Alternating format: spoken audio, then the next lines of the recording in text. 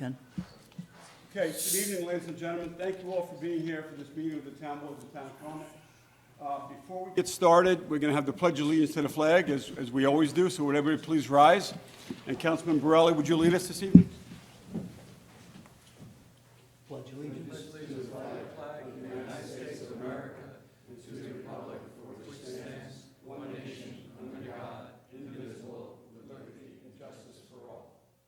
Moment of silence.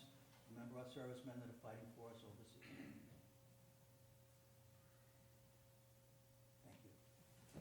Thank you. Thank you, Mike. Okay, once again, welcome everyone. Thank you all for attending this evening's meeting of the Town Board of the Town of Carmel. The date is Wednesday, October 23rd, 2019. And at 6 p.m. this evening, the board met in executive session with Judges Jacobellis and Spofford on a personnel budget matter for fiscal year 2020. James Gilchrist, Director of Recreation and Parks, same matter, personnel, fiscal year 2020. Marion Maxwell, Town Controller, personnel budget, fiscal year 2020. Glenn Drosy, Town Assessor, personal budget, fiscal year 2020. So, for the record, all town board members are present with us this evening, as is our town council, Greg Fulchetti, all the way down to my left.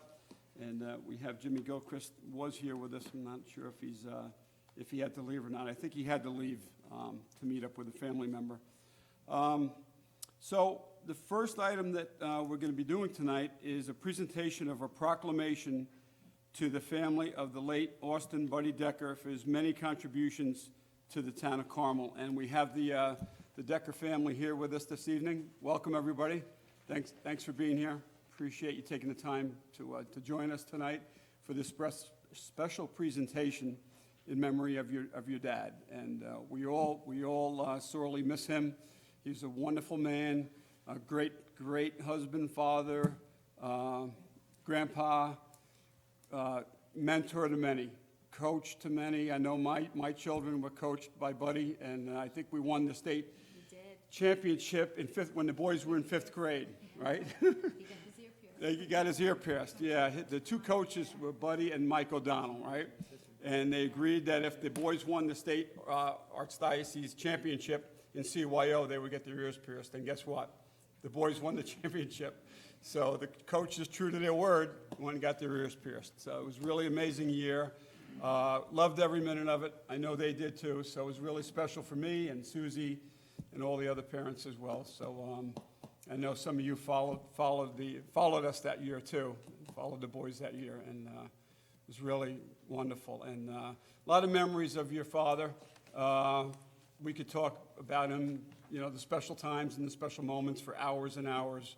That's how much he meant to this community. He meant to all of us, and I know he meant a lot to you guys as well. So, and he is greatly missed. So we're going to be presenting the proclamation tonight to the family. Is your mom going to be coming, or? Okay, all right. And then Saturday is over at Sycamore Park. They're going to be dedicating the basketball courts in honor, in memory of your dad, too. So the sign is up over there. It's covered up. You can't see it right now. It's covered with a sheet. So we're going to be unveiling that on Saturday. So that's going to be a special presentation as well. So we're looking forward to that. So I'm going to ask Susie to present the proclamation to the family. All right. I know Susie was very, very close to your dad and to your mom as well. So it's special for her, and that's why I'm asking her to present it to you guys and not me tonight, even though I'll be, but Susie's going to be presenting. Until I start to cry, and then I'm going to pass it. Yeah, and then I'll take it over from there. So. Okay, so I'm going to read it from here, and then I'm going to come and present it on behalf of the town. Whereas the town board of the town, I can't even start it, sorry. Whereas the town board of Carmel focuses attention on the residents of the town, both past and present, and values their significant contributions to the betterment of our society. And whereas on March 17th, 2018, the town of Carmel sadly lost a pillar of our community, Austin Buddy Decker, who is a longtime resident, a devoted husband, father, and grandfather. You want to pass it over? Yeah, please. Okay. All right. Okay. And then when I start, we're going to keep passing it down. Greg will finish it, but I'll try to finish it. All right. Whereas for 28 years, Austin Buddy Decker faithfully served on the Town of Carmel Recreation Commission and Committee, and for more than 30 years, served as the director of St. John's CYO basketball program, and was an active member of St. John's Evangelist Church, and earned the respect and the admiration of his colleagues, and is recognized for his support, dedication, and commitment to the Town of Carmel. And today, the Town of Carmel celebrates his generous and kind deeds.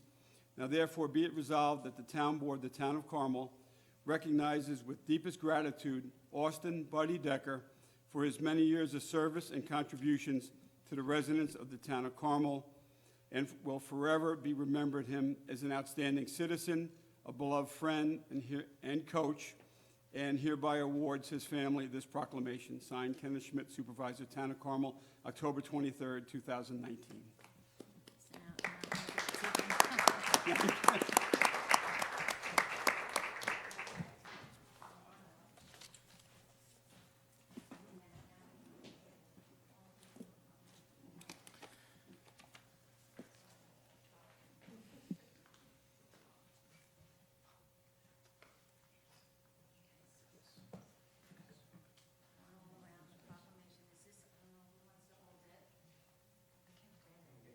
Oh, yeah.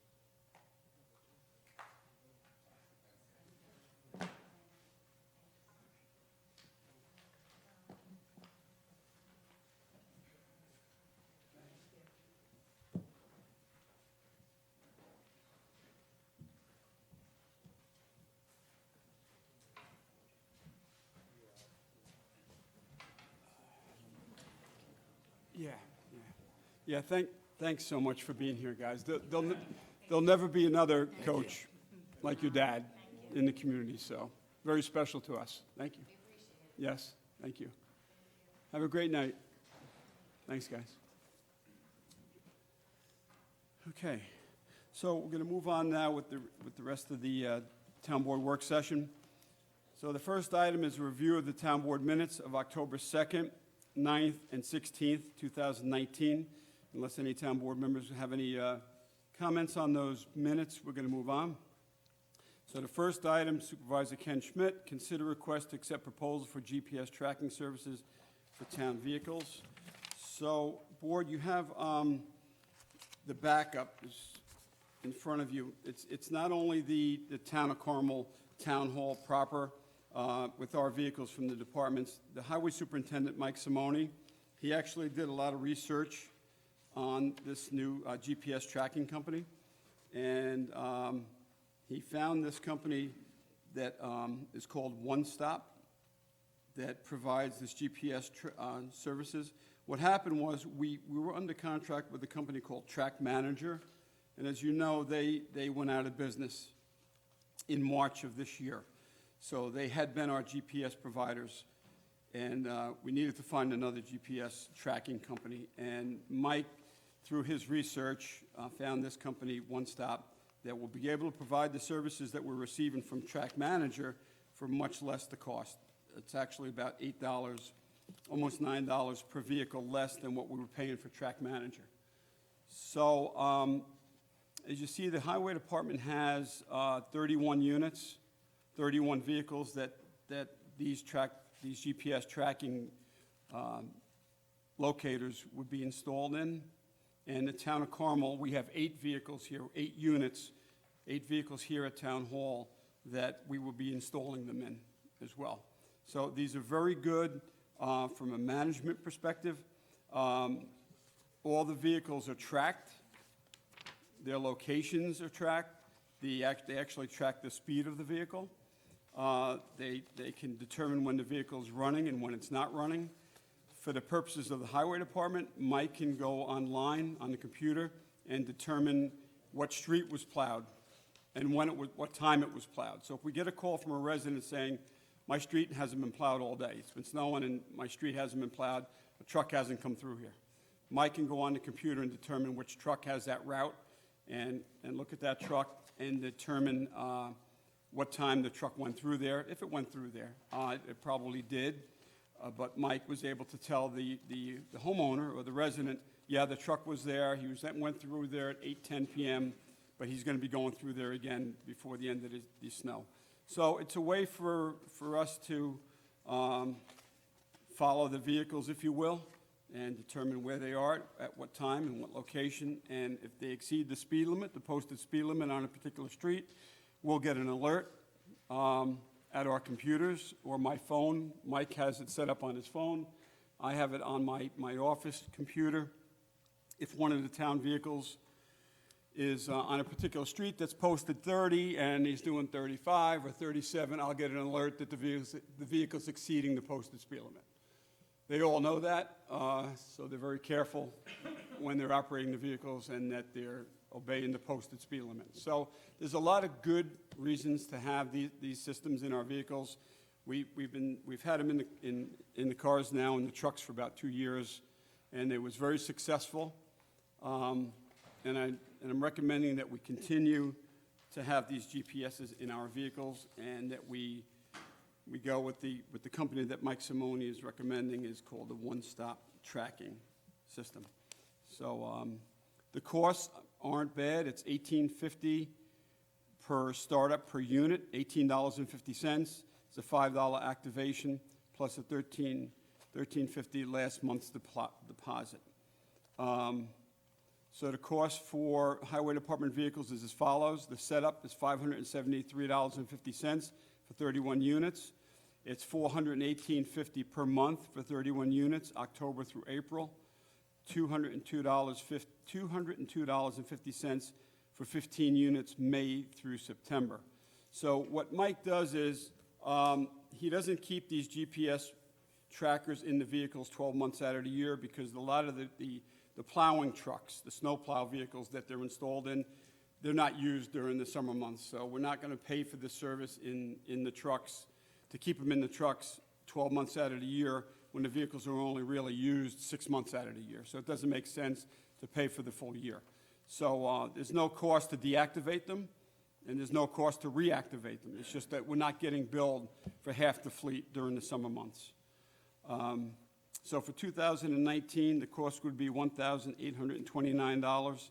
That's for 31 units at $18.50 per startup, plus 3 months activation at $13.50 a month. The cost for the town hall vehicles is 8 units, 8 vehicles, $148 for the setup, $108 per month for 8 units. That's 8 trackers. So for the year, for the town hall vehicles, it's $472 for 8 units at $18.50 per startup and 3-month activation, $13.50.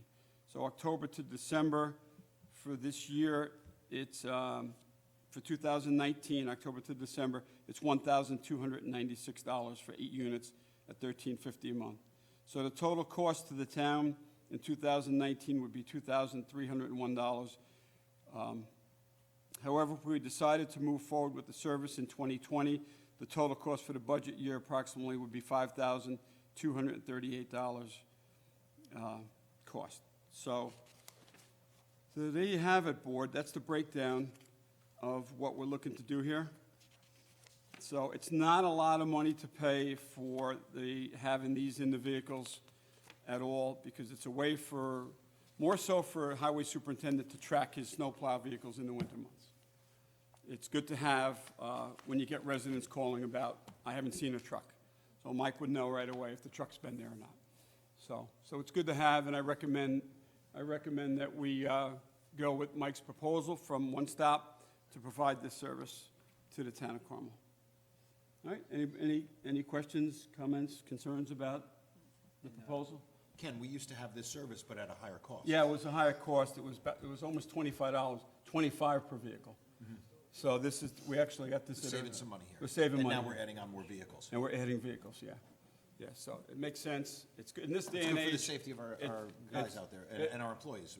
Yeah, Men and women. or the other part, I'm glad you mentioned that, Jonathan, if a truck developed an issue while it's out in the middle of a snowstorm plowing its route, if the truck doesn't move for a period of time, they get an activation that the vehicle's idle. So if there's an issue that the operator of the truck may have, let's say a medical condition or something like that, or mechanical, that caused the vehicle to just stop and is not in motion, we will get a notification that the vehicle was not in motion and that it's not mobile. So Mike would then know where the truck is based on the GPS locator.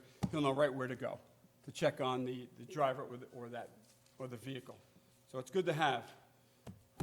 And the other part about it is it monitors speed, so we know how fast you're going. So take it easy and obey the speed limits, which is good. So, and if the battery should die in the vehicle and the GPS isn't transmitting, I'll get a notification that transmitter is out of service, meaning that there's no power in the vehicle. So the vehicle doesn't have power to it. So that we get a notification for that as well. So it's good to have. All right, on this side, we're good with it? Yep. My left side, Mike, John, go with this? Okay, thank you. I took too long presenting this, so I apologize. But I just want to make sure everybody understood what we're doing here. What number are we on? No. We're on 2 now, yeah. All right, so that was 1. 2, Glenn Drosy, Town Assessor, request to attend. He left? Okay. We have a memo here from Glenn Drosy, the Town Assessor, request to attend an ethics and the Assessor Seminar, November 14, 2019, and it's located in the town of Greenberg, and the cost of that is $110. And the initial cost for tuition is $110 plus mileage and the fuel, which I expect will be entirely refunded to the town of Carmel by the state of New York. So it's really not going to cost us anything. Maybe the initial cost it will, but Glenn anticipates getting refunded by the state for this course, because they expect the assessors to attend these. So there's funding that is allocated to ORPS for the assessors to attend these conferences and these seminars. We go with that? Yep. Okay, 3, Rich Franzetti is going to be for the rest of the agenda items. Good job, Rich. All right. This here is your number 3. Huh? Yeah, so 3 is Rich Franzetti, Town Engineer, presentation of New York State DEC Asset Management Pilot Program. Rich? So as you mentioned, Supervisor Schmidt, this is the presentation for the asset management. I have here Lauren Livermore from B&L. How do you pronounce it again? Barton and LaJudas. And I don't want to take away from Lauren's part, but she's going to give most of the presentation on this work. I'm going to throw in some of the more localized aspects to our sewer systems. In the audience here is Ken Kaczynski, part of New York State DEC. The board may recall about 3 or 4 years ago, and you may be stepping on your toes, Lauren, I'm sorry, we were awarded this pilot program at no cost to the town to do asset management for our wastewater treatment facilities. The town had put in for all of our wastewater facilities, but the state only granted us 4, which is still a bargain for us, though. So I'll let Lauren go from there. Test this out quick. Oh. Yeah, turn it. Okay. So first, I'd like to thank the board for allowing us to have this outreach meeting today. Welcome to the Town of Carmel Sewer District's 4 through 7 public outreach meeting for the Asset Management Pilot Program. As Rich said, my name is Lauren Livermore. I work for Barton & LaJudas in Syracuse, New York. I'm the project manager for the Asset Management Pilot Program on the consultant side. Carrie Smith from DEC Central Office is the project manager on the DEC side. And of course, I'm with Rich Franzetti, who is a key member of the team throughout the pilot program to date. So here's our agenda for today. First, I'm going to go over an overview of the pilot program, and then I'll touch on why municipalities should be practicing asset management, in particular at their municipal sewage systems, but it's important throughout all departments. Then we'll get into a little bit of the state of the assets. Rich will actually, as he mentioned, cover most of that. Then we'll talk about managing the critical assets in the town, and then how we can maintain the levels of service into the future. So the Asset Management Pilot Program is managed and funded by the New York State Environmental Facilities Corporation and the New York State Department of Environmental Conservation, or the EFC and DEC, as you'll see in later slides. In late 2015, early 2016, applications went out to municipalities across the state. Over 80 municipalities applied for the pilot program, and as you can see on the slide up here, only 10 were selected. The town of Carmel, in particular, sewer districts 4 through 7 were selected, and Rich will get into a little bit of the unique aspects as to why, but really it was to have a municipality that had many sewer districts. That leads to a lot of different and unique features of how the sewer system is paid for and whatnot. So it was really important for the DEC to have the town of Carmel in the pilot program. The ultimate goal of the pilot program is to improve the DEC's Municipal Sewage System Asset Management Guide. That was put out in November of 2015, as well as create templates and documents for municipalities all across the state to use in the future. So you guys are all really at the forefront of everything that's going on. So as Rich mentioned, this has been at no cost to the town other than for the town staff and their sub-consultants for the time they've done and worked on the pilot program to help some of our staff. So some of the deliverables and things that the town has received as part of the pilot program, in addition to guidance documents and trainings and workshops that we've held throughout the past 2 years, they have received an asset inventory for the 4 sewer districts. This includes all the assets at the wastewater treatment plants, the pump stations, and the collection system. For sewer districts that did not already have GIS mapping, those areas were GPSed, the manholes were all GPSed and put into a geodatabase. All of this information is being housed in the Computerized Maintenance Management System, or CMMS, IBM Maximo, which the town has access to until about February of 2021. So that is where all the municipalities' data is being housed right now. Besides asset management data, preventative maintenance schedules can be done in here, as well as work orders on the equipment. An asset criticality analysis was completed in all the assets to help with risk prioritization, which I'll get into a little bit later. And a sewer rate study, capital improvement plan model, and a long-term funding strategy was created for all of the sewer districts as well. And then to bring everything together, an asset management plan document was compiled, and Rich has a hard copy each one of those, and all of the essential raw files, Word files that the town will be able to update in the future. So when talking about an asset management plan, there's usually a type of framework that is followed. As part of the asset management pilot program, we are following EPA's 5 core questions. Basically, those are: what is the current state of my assets? What assets are critical to my sustained performance? What is the required sustainable levels of service for those assets? What are my most important operations and maintenance strategies and capital improvement plan strategies, and what is my long-term funding strategy? And if a municipality can adequately answer these questions, it's often said that you have good asset management practices in place. Some more tangible thoughts from answering these questions are, you're better able to figure out the demand on your assets in the future. You're better able to understand the risk and have some risk management strategies for the assets in the town, as well as being able to prioritize the replacement and repair of assets within the budget you have available. Lauren, could you go back to the one we have the map in New York? 'Cause that's 3 back, I think. So as Lauren mentioned, and as I mentioned earlier, we are unique in the way we were selected. You can see that there were 10 municipalities selected. Most of those are municipalities that have 1 sewage treatment facility, I believe. I could be wrong, but Lauren can tell me that. But we have 8 districts here in the town of Carmel, 5 sewage treatment facilities.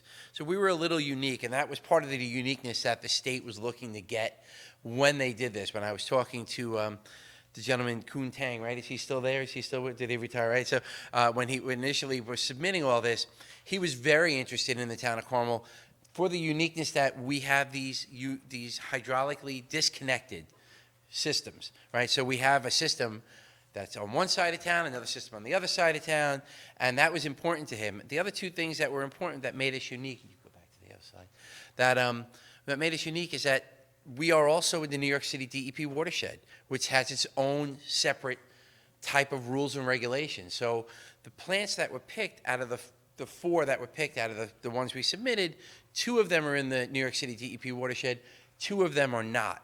So they got to mix and match. They're small, not a big flow, so it was kind of what they were looking for to get the whole host of, the state was at least, the various types of plants, big utilities, and then some of the smaller ones, kind of like we have, and then the ones that are in the here in the DEP watershed.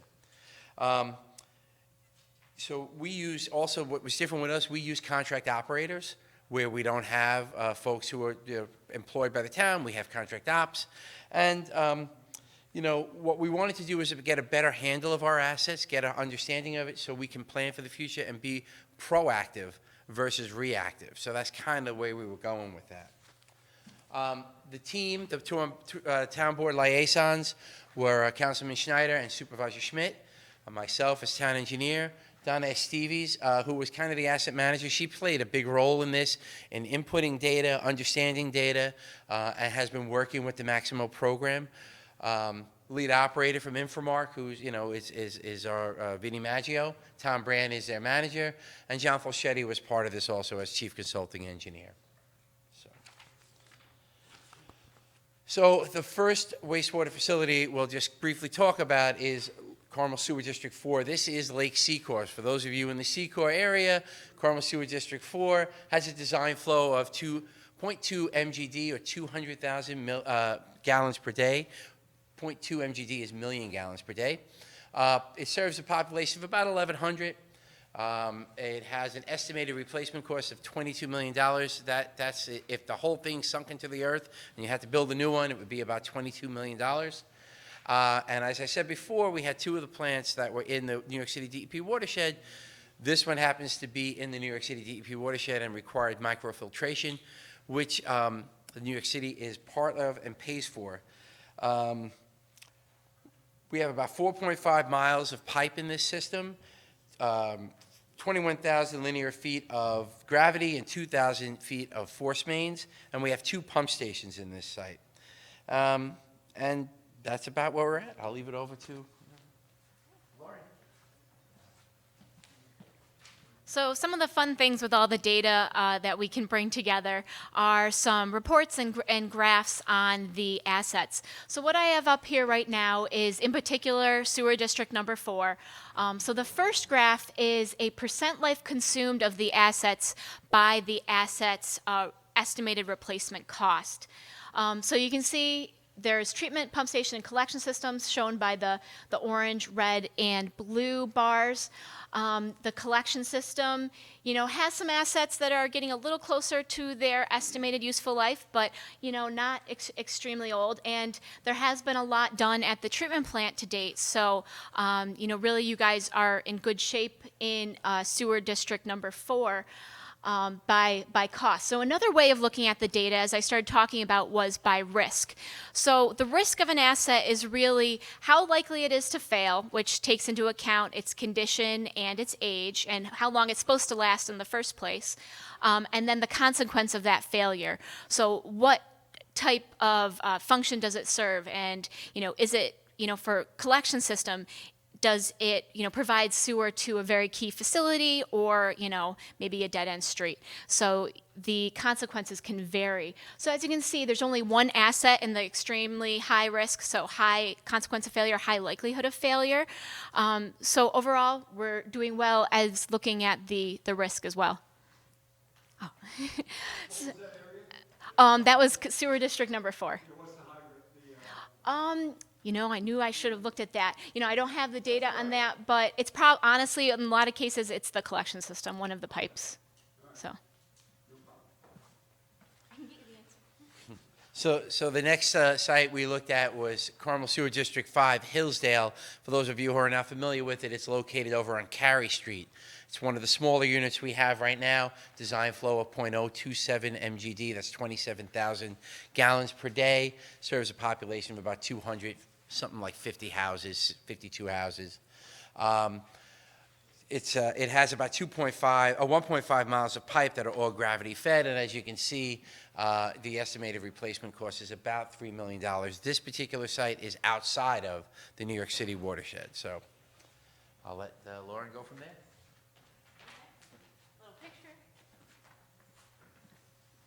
So as you can see here, similar graphs, the percent life consumed for you see only treatment and collection, as Rich mentioned. The collection system assets really are nowhere near the end of their useful life, only 5% life consumed, based on their age of installation and their condition. So really, in this sewer district and some of your other sewer districts, you really have the opportunity to be more proactive with replacement and keeping track of some of your assets. There are municipalities all across the state that have sewers that are from the late 1800s. So, in some cases, they've, missed the mark on really being proactive and replacing and repairing things early on in the life of the asset. So you can see over here, too, as far as the risk goes, there obviously are less assets in this sewer district, but nothing in the high-risk area. There's a couple assets, very inexpensive in the more middle of the road consequence of failure and high likelihood of failure, and most everything is in the low consequence of failure, low risk, or low likelihood.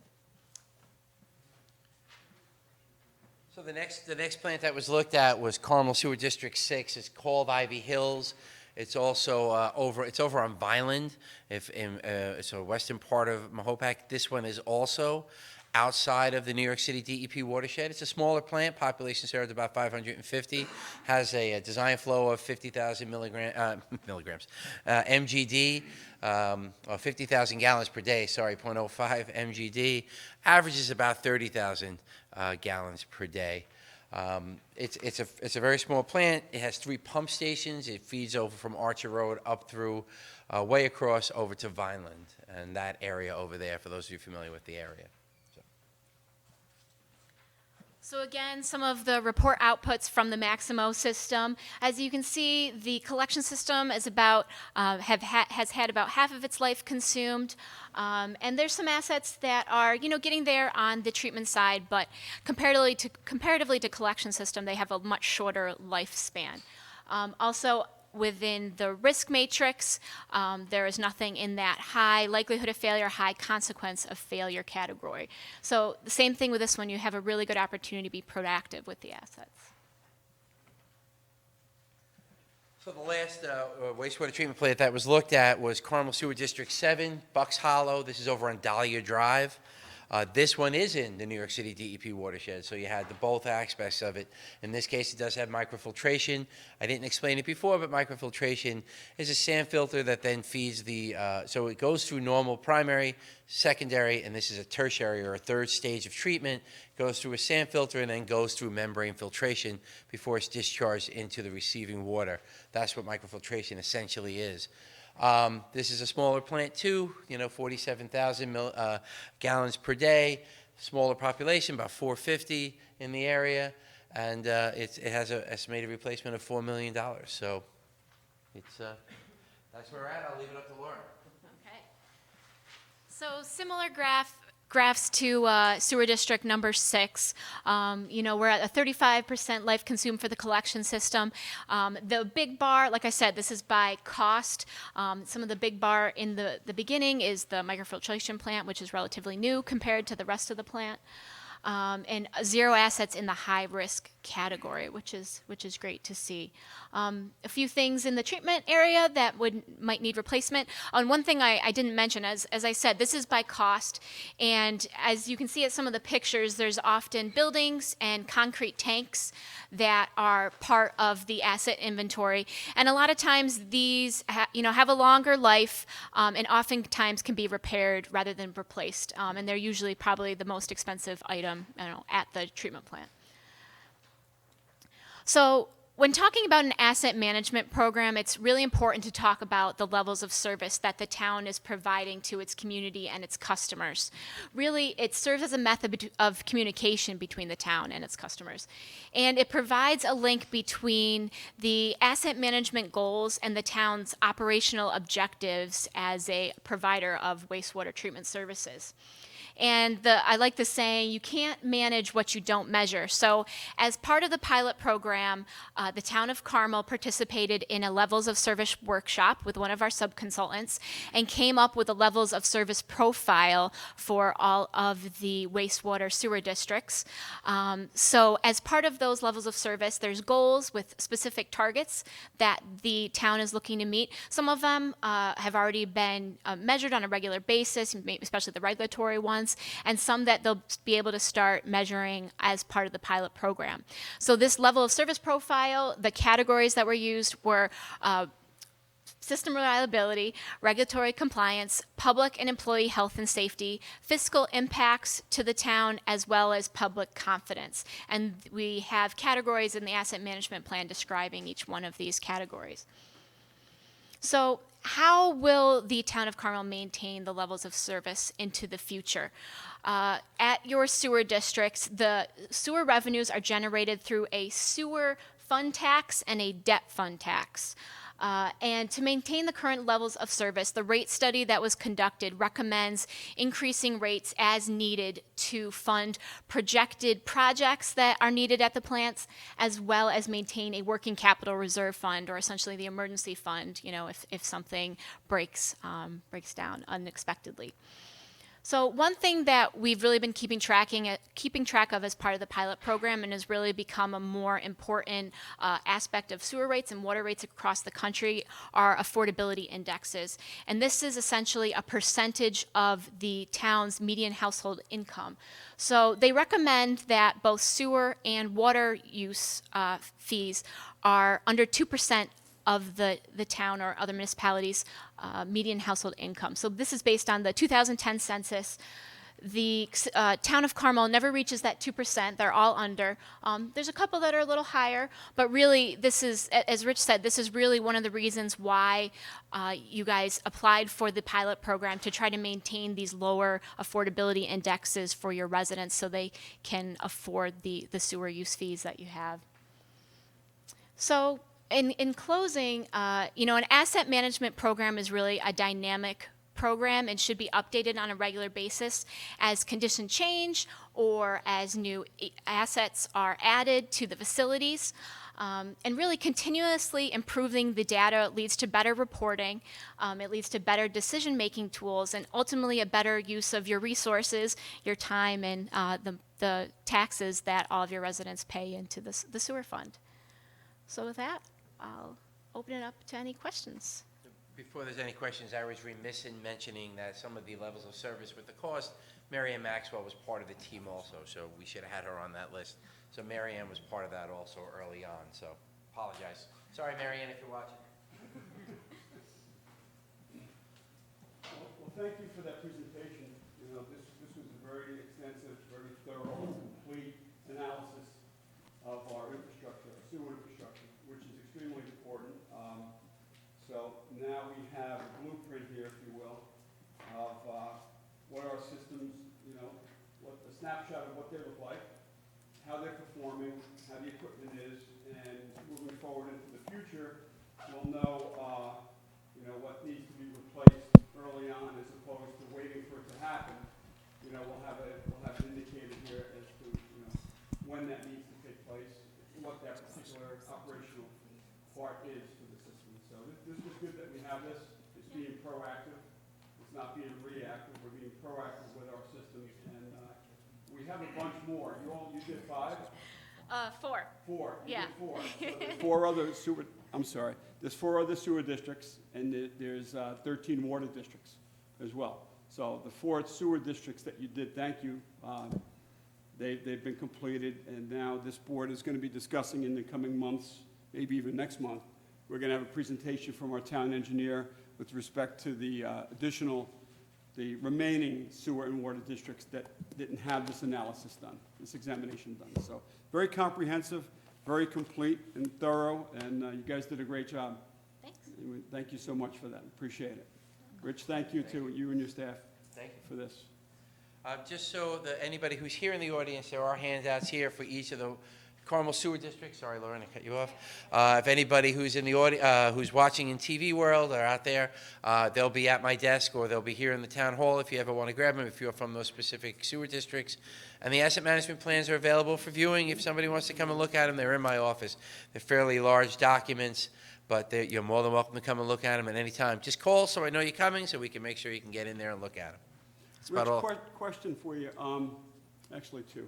The first one is, what would this cost have been if the town of Carmel taxpayers had paid for this? Because Carmel was identified as a municipality that would receive the benefit or the beneficiary to this, right? For this study, this pilot study.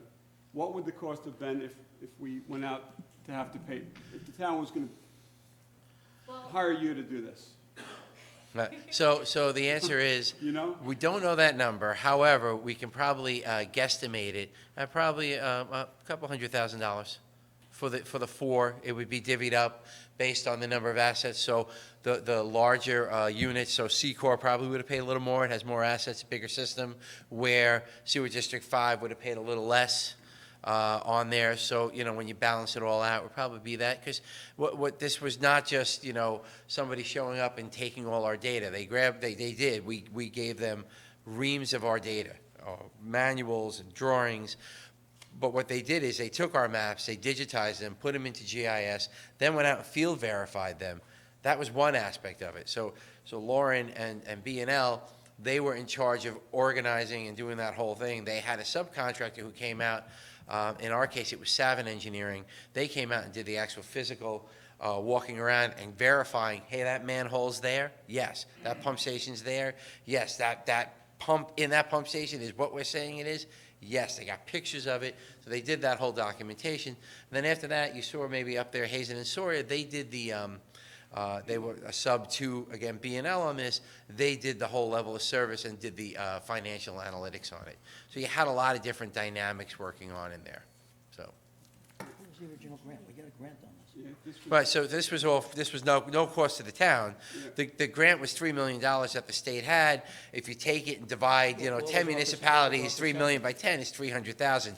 But I don't know if that's true. That's a gross number on it. That's not really a fair So number the on same it. company did the whole thing. B&L was the lead. I'm sorry, Lauren. Yeah, But so we went out and did all the work, and really? like Rich said, we had subcontractors Did he say throughout the that? state to do some of the field verification. I'm just trying to get a handle of what the state gave us to have this done.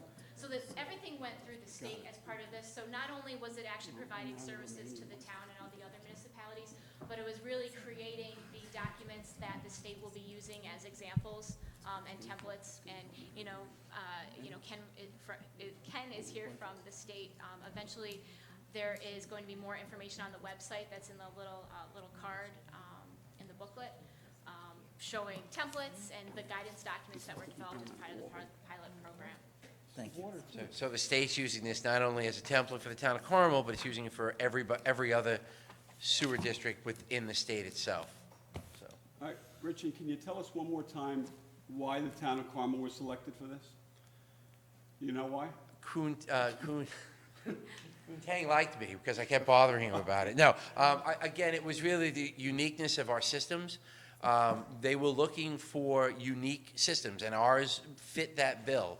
We had a range of larger and smaller systems in the watershed, not in the watershed, not hydraulically connected.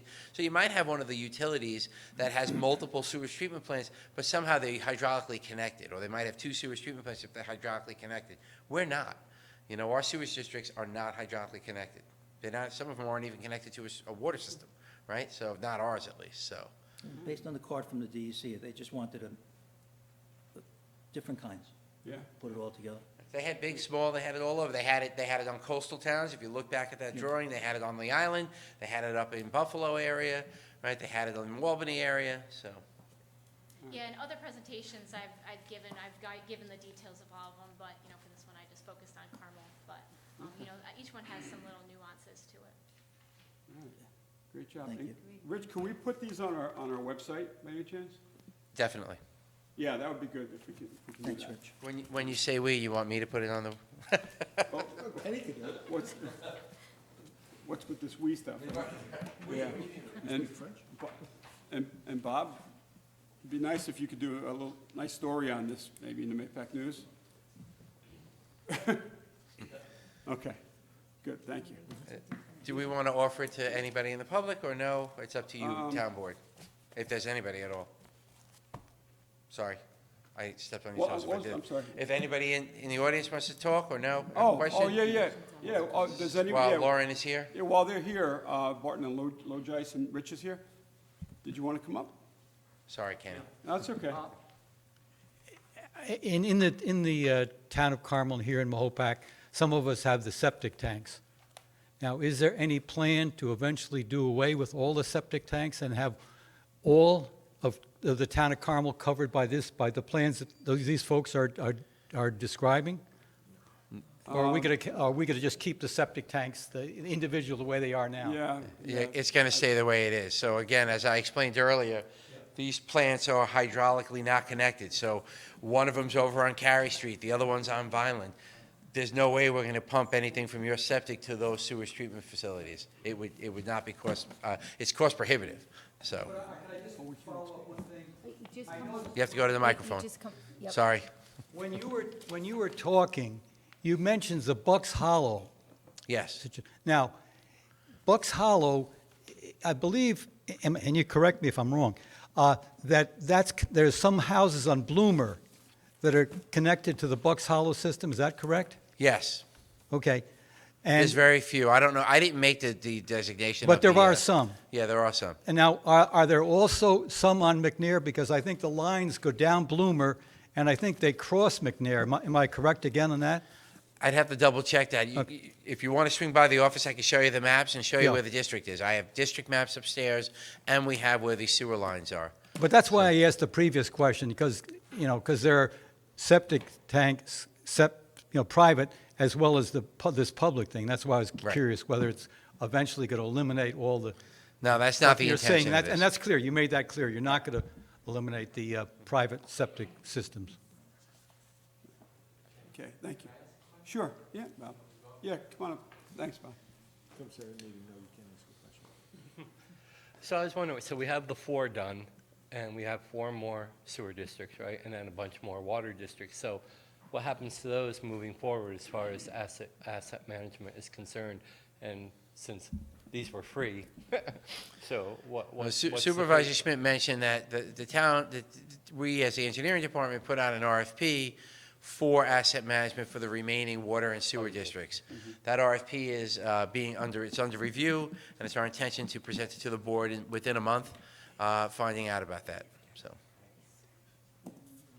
Thanks, Bob.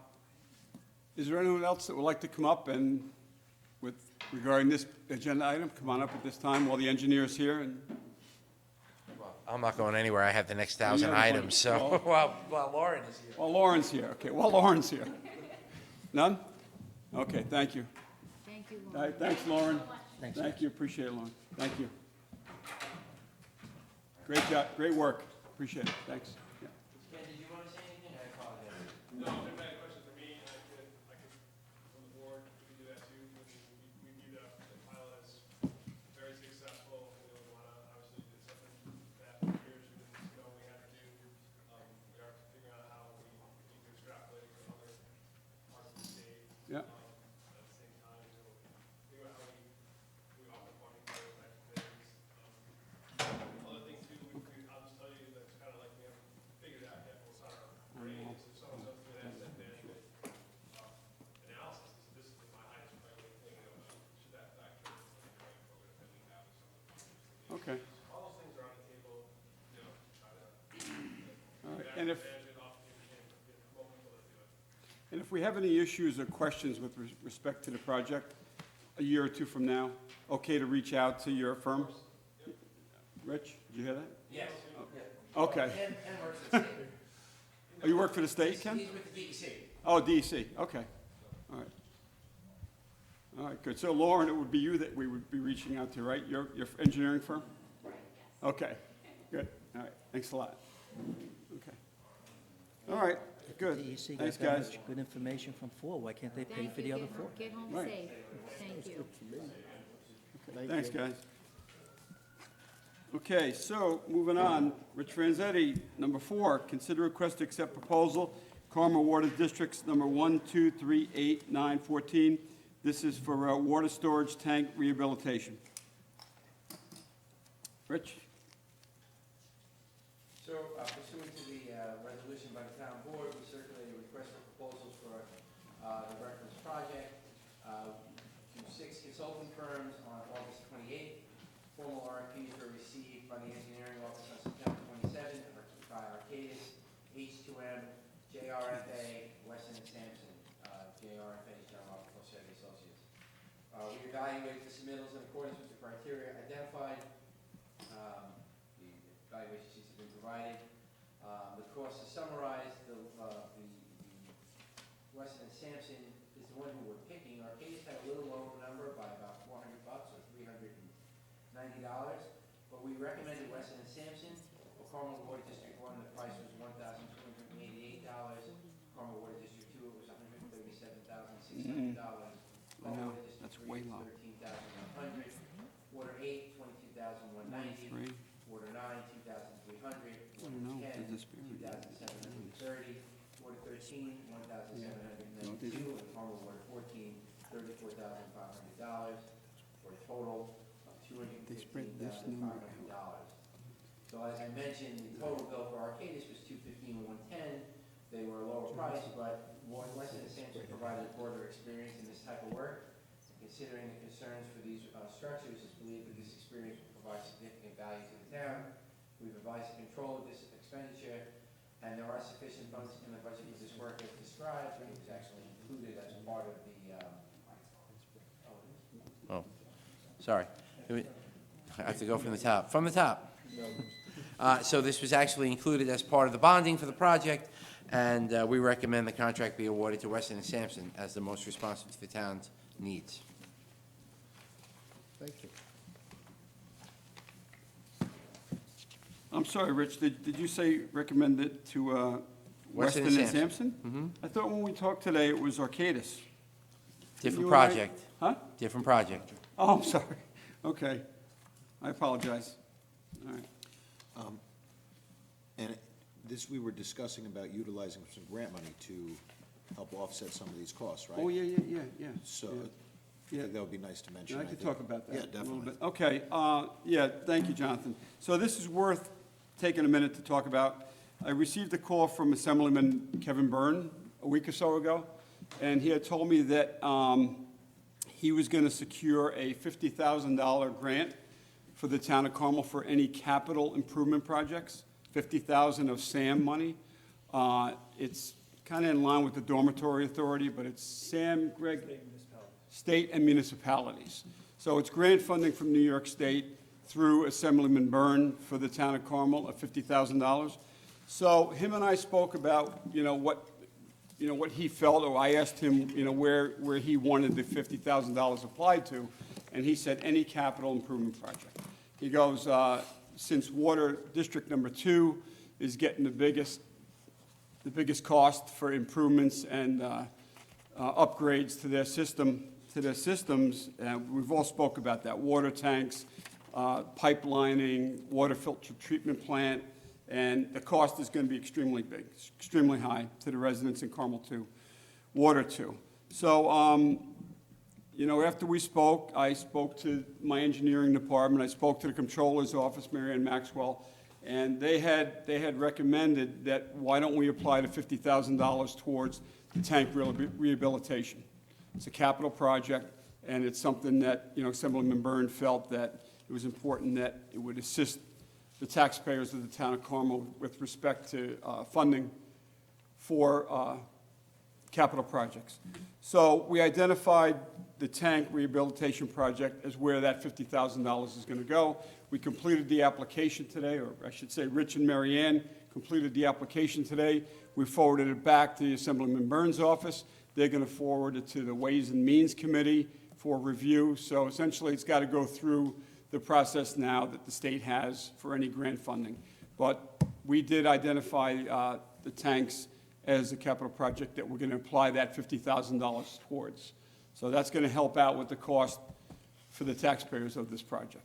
So It's important to note that we do have some money coming in the way of grant funding to help offset some of these costs.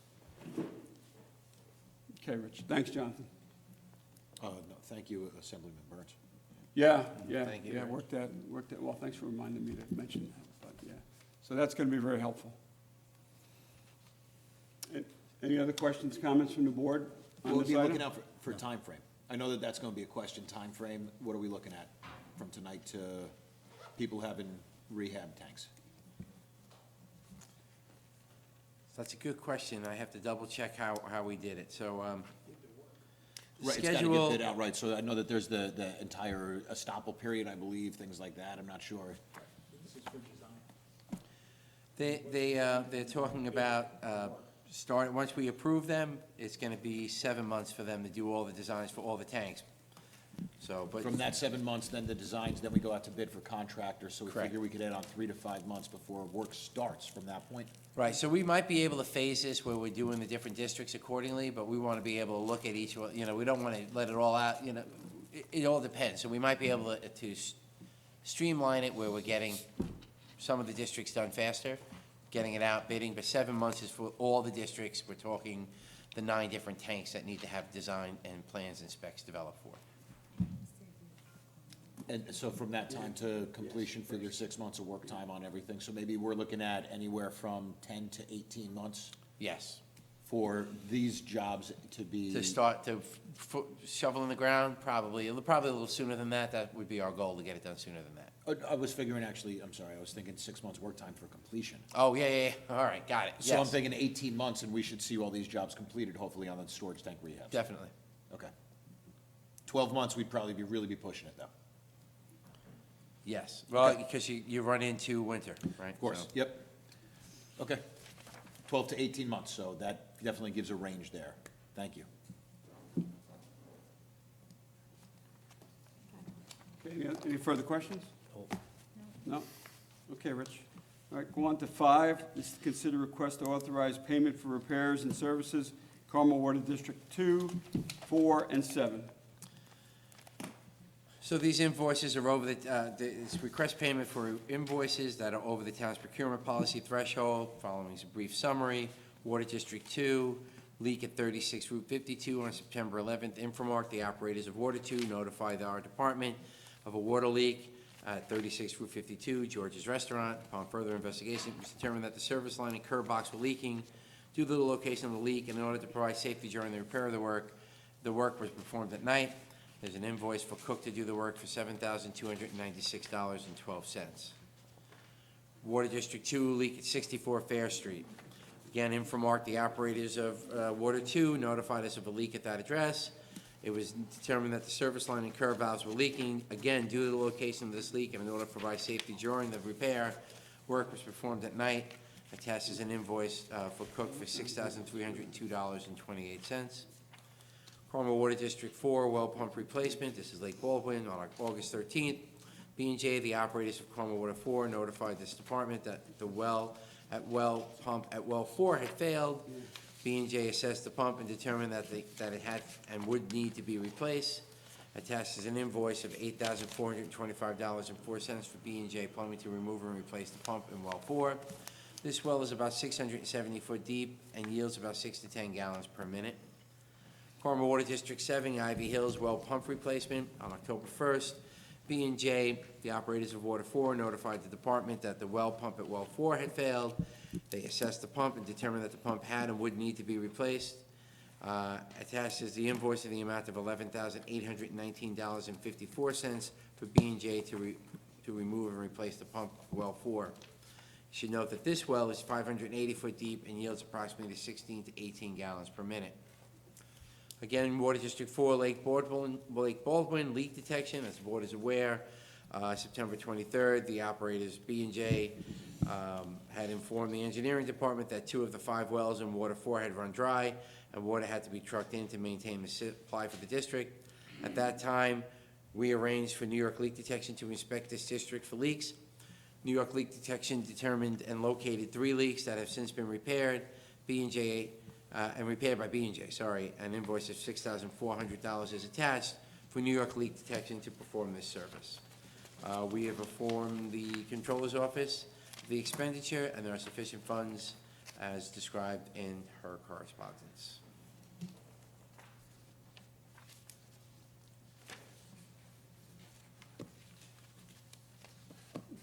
Okay, you finished, Rich? I can go on, but you probably don't want me to. Yeah, you covered everything on this item, right? Yes, sir. Okay. Any questions, comments for the engineer with respect to this agenda item, number 5? No. No. Okay, Rich, go on to 6. Consider request to accept proposals for maintenance services, Lake Secor Park District. As the board may recall, in 2016, the engineering department solicited proposals for maintenance for Lake Secor Park District. It was under R2 2016-002. It identified the contract would be effective for 3 years, 2017 to 19, with the town of Carmel having a unilateral option to renew the contract for up to 2 more years, or any portion thereof, which would be 2020 and 2021. Bella Vista Landscaping was the lowest responsible proposer. They have performed to the satisfaction of both the Lake Secor Advisory Board and Engineering Department, and we recommend that the town exercise its option to extend for 2020 and 2021. Cost would be $2,605 for 2020 and $2,800 for 2021. And that was $2,650 for 2020 and $2,800 for 2021. There are sufficient funds in the budget for this item. Okay, very good. Any questions, comments from the board regarding agenda item number 6, Lake Secor Park Maintenance? Okay. All right, Rich, go on to the next one, number 7. This is consider request to accept proposal for maintenance services Tea Kettle Lake Park District. So similar to the one I just read off, for Secor Tea Kettle, as the board may recall, in 2016, the engineering department solicited proposals for maintenance at Tea Kettle, R216001. It identified the contract would be effective for 3 years, 17 through 19, with the unilateral option to renew for up to 2 more years, 2020 and 2021. As it was Secor, Bella Vista was the lowest responsible proposer. They performed to the satisfaction of both the Tea Kettle Advisory Board and the engineering department, and we recommend that the option be extended for 2020 and 2021 at a cost of $1,650 for 2020, $1,700 for 2021. There are sufficient funds in the budget as identified by the controller. Okay. Questions, comments, concerns regarding agenda item 7, Tea Kettle Lake Maintenance? No? Okay. All right. Rich, go on to number 7, was it? Yes, I'm sorry, number 8. Semi-annual MS4 report. Town of Carmel, as you read, Supervisor, is an MS4 community, and as such, we are required to develop and submit an annual report by June 1st of any given year and a semi-annual report by December 1st of any given year under the New York State DEC State Pollution Discharge Elimination System General Permit for stormwater discharges from municipal separate storm sewer systems. Attached for your consideration is the semi-annual MS4 report. It will need to be signed by the owner-operator, in this case the supervisor, and then forwarded to the DEC on December 1st or before December 1st. Okay. It's something we do every year. This is an annual report we do every year for the last probably 10 years that I know of, that we've been doing this, so we'll be doing it again next year. Any questions, comments from the board regarding MS4 report? Okay. All right. Rich, let's go on to number 9. Consider request to authorize substitution of collateral Legacy Supply LLC C246. So as the board is aware, the reference project was awarded to Legacy Supply. We've been advised by JRFA that the reference project has been completed. In accordance with Article 7, Paragraph 7.3 of the contract, the town will keep for a period of a year from substantial completion 5% of the final contract price. In lieu of this, Legacy Supply would like to issue a maintenance bond for that value and have the retainage released. In this case, per the town's reconciliation, it's $88,793.96. It's acceptable from JRFA, and we recommend that the board authorize this exchange. Okay. All right. Any questions, comments on this? Yes. This agenda item? Yes. I think like Mike had said previously, this is something we're gonna start seeing more and more often. since There are we 2 don't more have coming those for bonds. the C230 and C250 Sycamore Park. No. Oh, I want to have a comment on the last yeah, one. yeah. Last week, you opened up a can of worms that I tell you is going to come back to haunt this town. I didn't think it would happen so quickly. This is the second of many more to come. 35 years ago, when my partner and myself posted our first bond, post a bond, and in the end, you post cash. The town is doing away with all the cash bonds that they hold right now and substituting them for maintenance bonds through an insurance company. All you're doing is buying litigation down the road. Rich, how long have you been a town engineer? Be 6 years. As the person that has to repair or is in charge of fixing something that goes sour after a developer does it, would you rather have the cash that Mary Ann has access to, or do you want to go to an insurance company and have them pull a bond and get a bond? Cash is king. Why are we doing this? Why did we do it last week? Why are we doing it this week? And why are we doing this? Give me an answer. Why are we doing this? It makes no sense at all. It's worked fine for 50 years. All of a sudden, and, you know, I've heard people on this board say, I listen to the engineers, I listen to the experts, the professionals. Well, every professional said this is wrong. So when it comes up for a vote next week, I'm voting no, like I did last week. And you're opening up a can of worms, mark my words, it's gonna haunt you in the next 12 to 18 months. That's all I have to say. So I definitely see the reason for holdback. I mean, I agree, every municipal job that I've seen, whether I've been treasurer for, or been sitting on this board, there's been a holdback, which basically says, we previously would have held $89,000 approximately in our bank account for the holdback for 1 year period, and now we're saying it's okay. We'll give you the $89,000, but in return, we just want this bond as the collateral. So Mike, I agree, the only way we're gonna get it, if there is a problem, is through the litigation side. But it does say that on this memo, it's acceptable to the engineering department. They recommend the bond authorized in exchange. I agree with you, though. Cash is king. I've always thought that that's the best way to do it. It's definitely, the most insurance in hand is not paying out that last part of retainage. That last part of the And it's only bond- gonna keep getting worse. You're absolutely right. Pandora's box has been opened, and it's just gonna continue. And I would say probably every job going forward that's gonna be out here is gonna have this request put into it. I will be bringing to the board in 2 weeks, because I was requested by the contractor, sports tech for the basketball and the tennis court to have this done. They were watching the meeting last week, is what their email said to us. You're gonna have every single cash bond that you're holding come in and ask for this. It's insane. It makes no common sense as protection to the taxpayers. The money that, the 89,000 or the percentage that's left is part of the profit. As a developer, I understood. You take some of your profit now and you wait your 6 months or a year, make sure the project's complete, and you get the rest of your profit. This is not money out of pocket, this is profit. Makes no sense. Shouldn't have been done last week, shouldn't have been done last week, should not be done next week, should never be done. Like I said last week, that particular contractor was AAA in my mind. Not every contractor is. Very few are. So then the question to council, the question to council is, I mean, is this case by case? It's completely discretionary. Second Everyone is completely discretionary. Second question, could we put it in our contracts that this cannot be asked for in the future? You said. Stated in the contract. Third question for Rich. If cash is king, why is the engineering department recommending that we do this? So that recommendation, not that I'm throwing John under the bus, came from John, but it's also based when you speak to the, I got it, it's I see the memo. I'm saying we recommend it. We recommend it because it's something that is done in other municipalities, from my understanding. But then I wouldn't throw John under the bus. I'm not. I would clearly say. Well, it says both of ours do it, right? Correct. He recommended it, and then I recommend it, based on his recommendation. So I'm not throwing him under the bus. It was reviewed, and it was also, it's done in other So municipalities. you're only following his lead. You have no input to this? That's The not way what you- I said. So you're saying other municipalities as well? The way you just worded it was that way.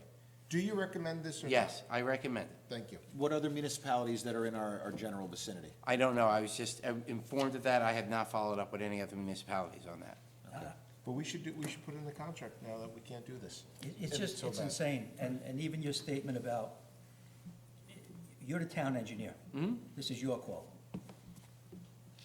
I thought we got something 2 weeks ago, a week ago, saying, this was crazy, do not do it, with specifications, why?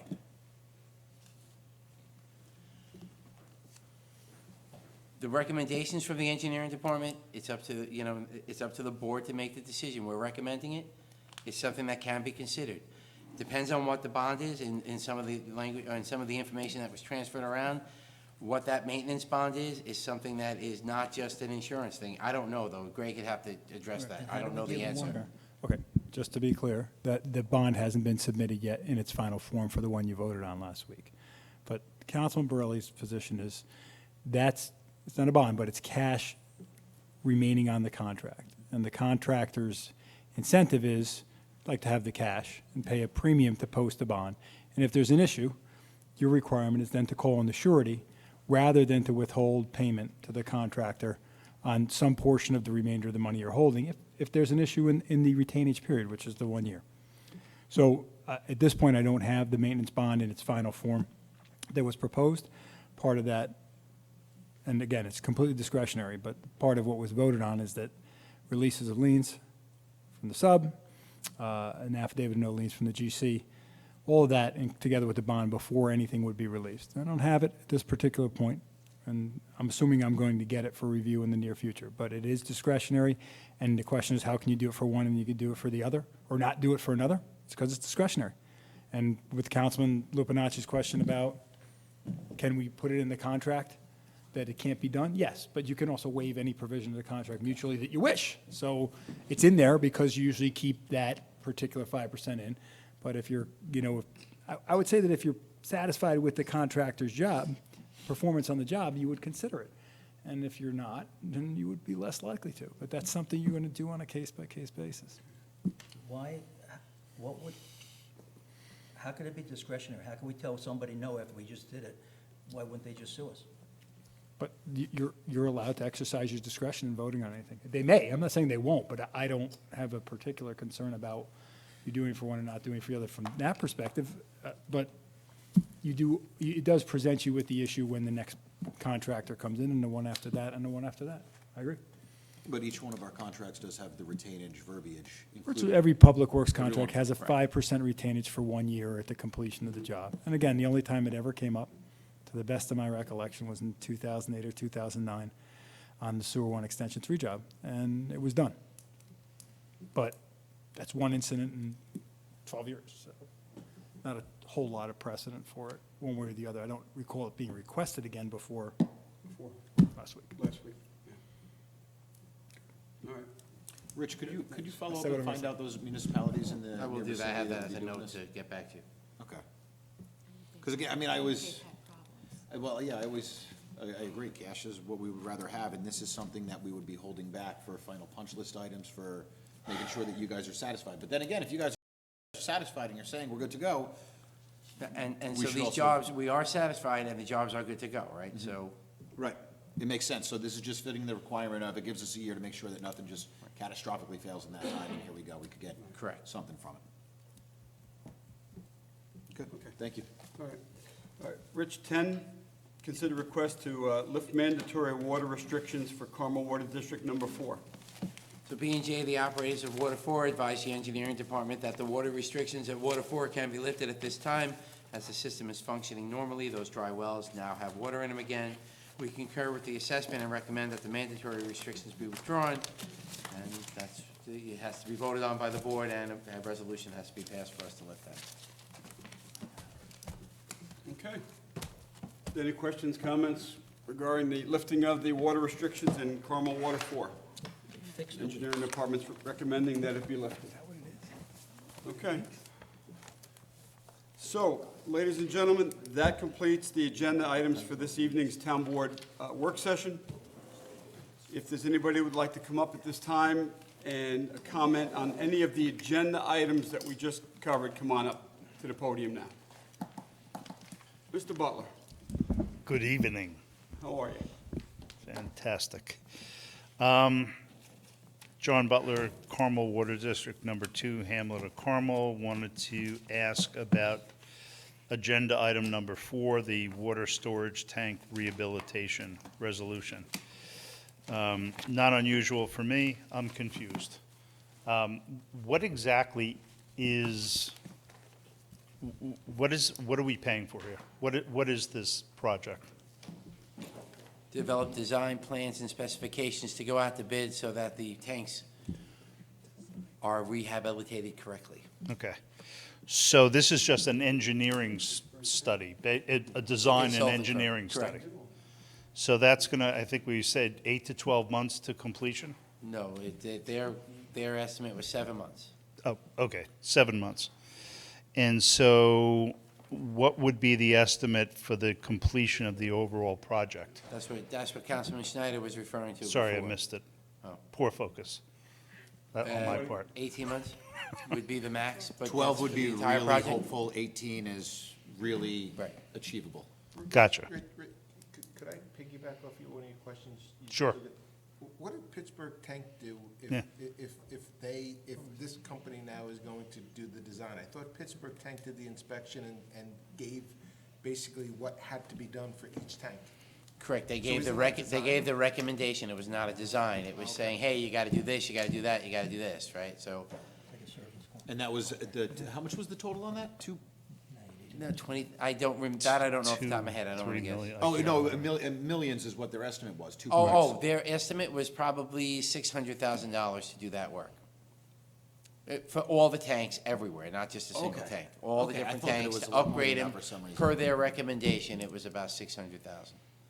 Okay. Could be wrong. So we're Maybe gonna it was spend a 2 third of million. that on No, you're engineering? right, it was, what am No, I I thought saying? it was almost It was $2 2 million, yeah. Okay, because I then that's apologize. 10% that we're looking at for the engineering cost, which is more in line with what a typical engineering, okay, Yeah, so, because that's what the map plan and report had in it, okay. was about, and now that I remember looking at the numbers, about 2 million for all the 9 tanks. This is design, this is not design and construction. No. Management. I think it has the management in it too. Design and construction administration. Yeah, Okay, so it's both. It's Yeah, it has the design management part of it. And construction. This would be the engineering company from start to finish of the project. correct. Designing and overseeing the work. So it falls into line with that 12%. And the bid 10%. assistance also, sorry. I'm sorry, what was that? And bid Preparation of assistance. bid documents. Oh, okay. So it's design, That's part of it. bid assistance, and then the CM. So, John, I guess the timeline, 6-7 months, we're hoping that this engineering company is gonna have everything together for these 8 water districts. And then it's gonna go out for bid, then contractors are gonna do the bid, start our project, total from today till completion, 1 year to 1.5 years. Correct. Fantastic. 6 months before. That's fantastic. It even It's goes, great. yeah, so it's great. moving at the pace of municipal work. It's fantastic. I don't know if it's appropriate to ask the next question at this part or the next part, but of course, you know I'm going to ask about the distribution system project and where RFP we're is at. out, it comes back on November 1st. And Ken, can you talk about the day that we're gonna have the meeting up Yeah, there? it's the 13th. Yeah, John, I'm sorry. November 13th, right here, I've asked the engineering department and the controller's office to give an update, a status report, update on all of the projects that we spoke about at the Carmel High School back in April. April. So I've asked them to come on November 13th and be prepared to present to the public a report, update on what's going on, where Right, so- we're at since that meeting in April of this Great. last year. So back in April, when we were talking about it, you know, we were in, the hope was, whether it be realistic or not, that perhaps by the end of 2020, for CWD2, the line distribution project would be completed. Okay, so hopefully, on that meeting, a presentation of November 13, we're going to get some realistic, not realistic, hopefully a well-thought-out timeline. Some projections. Yeah, Timeline, we'll yeah. try to do that for you. We're gonna get the proposals come back next Friday. We'll be presenting to the board at that meeting. Oh, the great. results of that proposal. And Okay, who we're so- gonna recommend to do the work. That's great. And that's design and, the same thing that we doing for the tank, it's gonna be develop design plans and specifications, bid assistance, and construction management. Okey dokey. So And if I that's could gonna be at just, that meeting. Sorry. if I could just make one other recommendation, and it probably almost isn't necessary, but there's a lot of people talk about this, and they're just sort of like, as you just indicated, there'll be a presentation on the 13th of November, and that's great.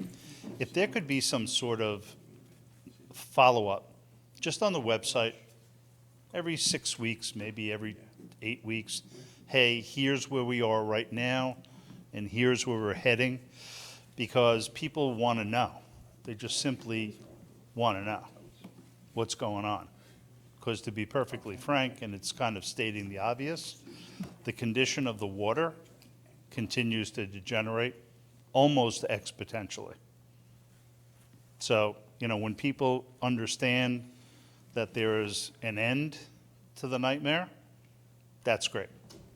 If they don't know, Or at least if They're for 6 unhappy. months, they knew that, okay, we're waiting on the bids to come back, which should yeah, be something, by a the end of timeline. October. Something. Just, rather than floating in space, not really understanding what's going on, and most importantly, if anything, then, at least we can get our hands around But it. we do know things are going on, right? So we have the RFPs out, both RFPs are out, so. That's why the 13th meeting will be great. You're not gonna learn more than what I told you tonight, except that we'll have a consultant that we'll be recommending, and we'll give you some timelines. Oh, then cancel the meeting. It's No, not not cancel the meeting, I'm just, Rich, Thank those you. RFPs that are due back, when? Thank you, John. November 1st, Friday. And that's for what? Now, explain it. The water, so the water lining, the valve replacement, and the new line. The engineering of it? Yes, The the same exact engineering thing and you design vote, of it. right, Not- Oh, just not the engineering. I'm sorry. It's just the engineering of it, John. right, this, to Oh. develop the design plans and specs, provide bid assistance, and do construction management for that project. And then the RFP goes out to the actual Bid contractors. specifications get Or the let bid out, specs to right, go per to the GML, contractors. Correct. Then contractors come back in with their bids, then we award the bid, then construction starts, construction. then however long that time frame is based on what they would come back with in their bids. So the awarding of the bid to the actual contractors doing the work is probably going to occur roughly on a timeline basis. 3 to 4 months? Depends, it really all depends on the schedule that's given in the RFP, so I don't know that answer, but it would be sometime mid-next year, late mid, Oh, no, I'm mid-next year would be a late point on it. Like we award a contract Hopefully in before 3 then. to 4 months for them to So develop it. presuming, and this is the last question, so presuming that, there's an RFP and an RFP is accepted and a bid is accepted, how long does it take for that contractor, whomever it may be, to deploy assets to actually start the work? I mean, what kind of time frame is that? That should be within 2 weeks after a Okay. contract is signed, so we'll get it, so. So you see- by you see how it works. Thanksgiving of 2020, But you see how it we're going to works. turn the water on, and it will be like a pristine stream from You're the thinking upper a year from now? Rockies. John, you see how it works? I have to give the board No, a memo. I see how it works. Right, I give the guess board a memo. I guess the message is. They got to vote on it, then we'll move on it. So we'll get those other guys engaged with we're moving it forward, so. I mean, you and do that's want, the same thing. I know I'm stating the obvious again, but I'll say it anyway. Mm-hmm. The condition of the water is third world, okay? And I get delays, and I get bureaucracy, and I get this, and I get that, and so on and so forth. I spent $5,000 this year on repairs and improvements in my own house because of the water. And that's one thing, but just the concept of brown water coming into a house in the town of Carmel in the year 2019 and going to 2020 is an insomnia. It's absurd and ridiculous. So anyway, whatever. Thanks. Got to keep the wheels moving. Thanks, John. Thank you. I'll be back. Be here on the 13th, John. Okay. Yes, Dave. Yep, go ahead, go right ahead. Dave. Again, David Gagliardi, 51-year resident of Mahopac. For purposes of clarification, if I'm listening carefully and if I'm understanding what's being said here, we have in the town of Carmel a private water system, and we've got a private sewage system. It's public.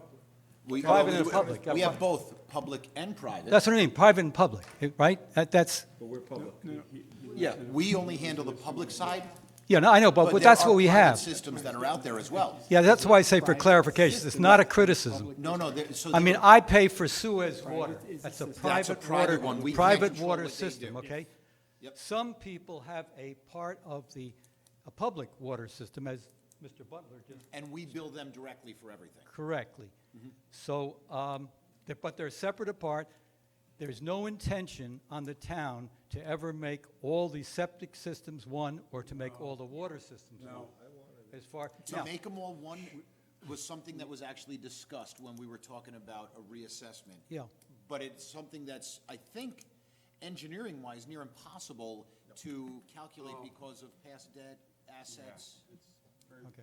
Well, there's that aspect on the financial end where, to bring everybody to equity, you gotta Right. have other people paying more money than less money. That's one thing, and the controller can speak best to that. Yeah. Again, as I mentioned before in the presentation, they're not hydraulically connected, so Yeah, right. again, But- even the water systems aren't near each other. And Mike, as I said, I've been a resident of this town for a while. I haven't been here to the town meetings in a long while, but I do remember from past attendance here that we have had private water systems that went broke, and the town had to pick up the tab or had to take it over. Is my You are memory? correct. Is my memory If correct? they were abandoned, they would Okay. have to be abandoned by the operators. Okay. And then the town, under New York State law, is, correct me if I'm wrong, Greg, is required to, or mandated to take them over as the operators. Okay, so my Oh. memory's correct. It is correct, yes. They would have to be abandoned. I have a separate thing, so I'll let anybody else here that wants to come up, because I've got another subject I want to deal with. Oh, no. Under number two, under your, The non-agenda item. You want to do Oh, new on- business? He wants to do the new Oh, you're up there now, go ahead. Okay, Go let me right continue. Okay. go right into it. My purpose in coming here tonight, this is very interesting, but my purpose was to come and talk to the town about brush removal. If, I live on McNair. If you were to come down McNair from Bloomer, hang a right-hand turn off Bloomer onto McNair, you would see a great deal of brush. Now, if I do that, if I drive, I can come off Union Valley, but I can also come, now, if I come down off Bloomer and hang a right, I'm gonna make a left into my driveway on McNair. There's brush that should be removed. It doesn't totally make it impossible for me to see my drive, but it interferes. So on August 8th, I called the highway department about that. I was informed that the highway department has 2 vehicles for brush removal, and they're both out of service. This is on August 8th. Okay. Sometime, I don't have the exact date, but sometime in September, I called again, and I asked if they could send a truck or somebody down just to look, to see if they agreed with me that there's an obstruction there. Because why keep after the town if the town doesn't even think this? I was told that some of the town vehicles, some of the town trucks were not working. And so that couldn't be done. And no one ever came to look at it. I called your office, Mr. Supervisor, and your secretary was kind enough to say she would call Mr. Simone and have him call me. I never got a call from Mr. Simone. Now, last week, when I called again, for I think at least the 3rd time, I was told that one of the vehicles is now working, and I would be put on a list of when they could to take care of my brush. I wasn't told what the date was. So my questions to you here is this, that if the highway department does need more money for repairs or replacement of equipment, have they notified you? Are you folks aware that these 2 vehicles weren't in operation? Is this new to you? Am I telling you something that's new to you? Didn't like 3 weeks ago, 4 weeks ago, authorize repair of one of the brush machines? Flail head, the flail There head were a was- lot of repairs. You're that aware came of up. that? Are some of you aware that these vehicles Yeah, we were? had to do resolutions for these repairs. They were high-ticket items that we had to do, so we actually got both of them. One was that huge mower head, and then the Flail other head. one was, Yeah, the one something flail s- head, yeah. the mower head. Yeah. The mower head on Yeah. one of those tractors Right. that they use Yeah. was bad. Yeah. It was damn, it was You actually broken. explained to the public, because the cost was so high, what it was, because people, I thought it was just a lawnmower. Well, right, And I remember you describing what it was. what it was. It's the tractor with the arm on it Yeah. that has the flail head attached to the end Yeah, of it. yeah. That they use to cut the brush back with. Right. From the shoulders of the road. Right. That was broken. It was out of service. That is Right, true. right, It was, right. yeah. and yes, we were aware of it. We We were had to aware of vote on that. that Yeah, resolution to yeah. authorize that. So expenditure. if Mr. Simone goes over his budget, you've got funds, I guess, somewhere that you can help him to get the repairs needed? Yeah, there's a reserve. There's a That's what I repair- mean. Okay, there's- called a reserve There's fund, a repair okay. reserve fund. Yeah, so he doesn't have to wait till 2020 No. budget Oh, to, no. yeah, No. okay. The problem Okay. on that was getting the equipment, The equipment. and it was limited people that serviced it, and limited places to get Right. it. And that's why that particular type of machine Right. was out for so long. Yeah. But should be, They were- We don't want to make habits of anything they like were that. We don't both- want to have a Right, down right. fleet. They were both of those pieces of equipment that they used were both out of service at the same time. Yeah, and That that's is what correct. that's what the lady said to me when I talked, Yeah, and she they made that actually- clear, They were yeah. actually sending Yeah. people out with weed whackers. Right. To try to cut this heavy vegetation down. Right, right. With weed whackers, when you really need a flail head mower. Yeah. That chops it right down. It Yeah, cuts so it right I'm just hoping now that they can get around to me before the snows come or something and get it done since I've been. Well, I'll yeah. make a phone call for, on I'd your behalf appreciate that. tomorrow. Yeah, I'd appreciate I'll any call the help highway you could have, superintendent. yeah, yeah. Right. Thank you Corner very, of Bloomer and McNair, correct? yeah, The yes, intersection of Bloomer and McNair. exactly, exactly. All right, we'll Okay, get- thank you for your I'll time. speak to them tomorrow. You're welcome. Thank you. Okay. All right, is there anybody else that would like to come up? I guess we're into new business now. Was there anybody here for agenda items first? You are, Roger? Okay. I had a question, or actually had a comment about Councilman's comment on number 9, Number 9. which is the return of the, or the substitution of collateral. Okay. I'm in a business where I have to deal with clients who frequently substitute, Roger, closer? I can't hear. frequently substitute cash with letters of credit, and letters of credit are supposed to be presentable at a bank and as good as cash, and they seldom are, okay? If I did the math right, $88,000 worth of retainage, which is 5% of a contract, means the contract was somewhere in the neighborhood of $1,750,000, $1,800,000. I'm sure the person that signed that knew what they were signing when they signed the contract, and I'm sure that they knew what the expectation was. I am not a contractor, but I would also suspect that the 5% that the councilman said that represents a portion of his profit, it's probably a smaller portion of the profit. The profit on a contract like that is probably 30 or 40%. Just thinking off the top of my head. I think that if you want to work with a contractor, I don't know if you want to differentiate between someone that provides goods and someone that provides a service. So if somebody comes and delivers you 10 manhole covers, you can count that there's 10 manhole covers there, and you want to substitute, a bond for cash in that regard, that's one thing, but I don't know that I would be so quick to substitute a bond for cash in the case of work that was permitted, because I think there's just too many things that can go wrong. So I certainly agree with the councilman that I think it's easier if that's the party line, right? It makes it more difficult if you've already agreed to this once or twice, but I think that it should certainly be considered. Thanks, Roger. Thank you. Anyone else for agenda items only at this time? Come on up, then we'll go into new business. No one for agenda items? All right, let's go right on to new business, open forum portion of the meeting, where you can address the town board for any town-related matters or business. Told you I'd be back. I apologize. I was traveling out of the country the last two meetings, so I wasn't able to address this particular resolution, which was number 15 from last week, entitled Resolution Amending October 2, 2019 Resolution Accepting Proposal for Special Counsel. So, and just paraphrasing it, it essentially says that Supervisor Schmidt has recommended that Suzanne McDonough act as town representative with respect to the oversight and direction of the engagement. So I guess my question is to Councilwoman McDonough, what direction have you provided to the law firm as far as their engagement?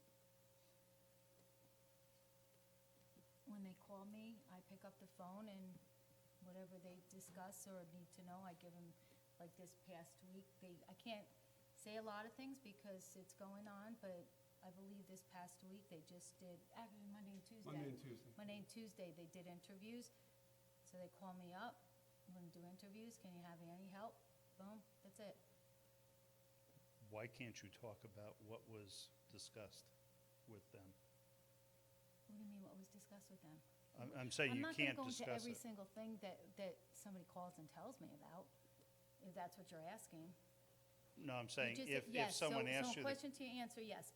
If they call me, I discuss, if they need something, I give them whatever I can give them, just like anybody else. If Greg calls me, or Rich calls me, or anybody else.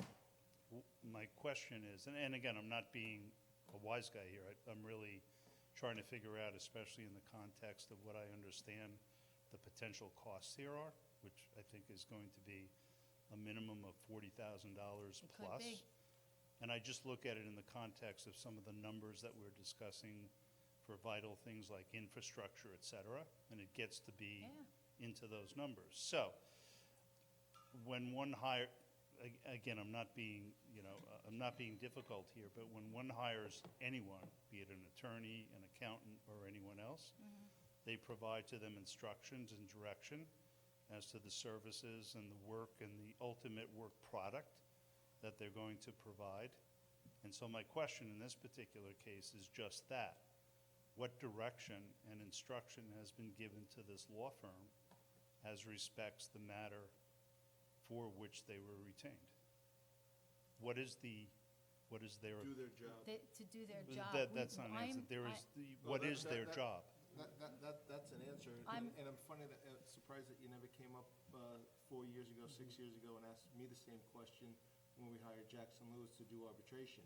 And I could tell you right now, as a board member here that handled the arbitration, I have no clue what arbitration is or how to do it. So when we hire special counsel, that's exactly their expertise. So I don't go to a special counsel who does this for a living every single day, And world-renowned, micromanage them. and I actually start saying, I think you should do arbitration X, Y, and Z, when I have no clue.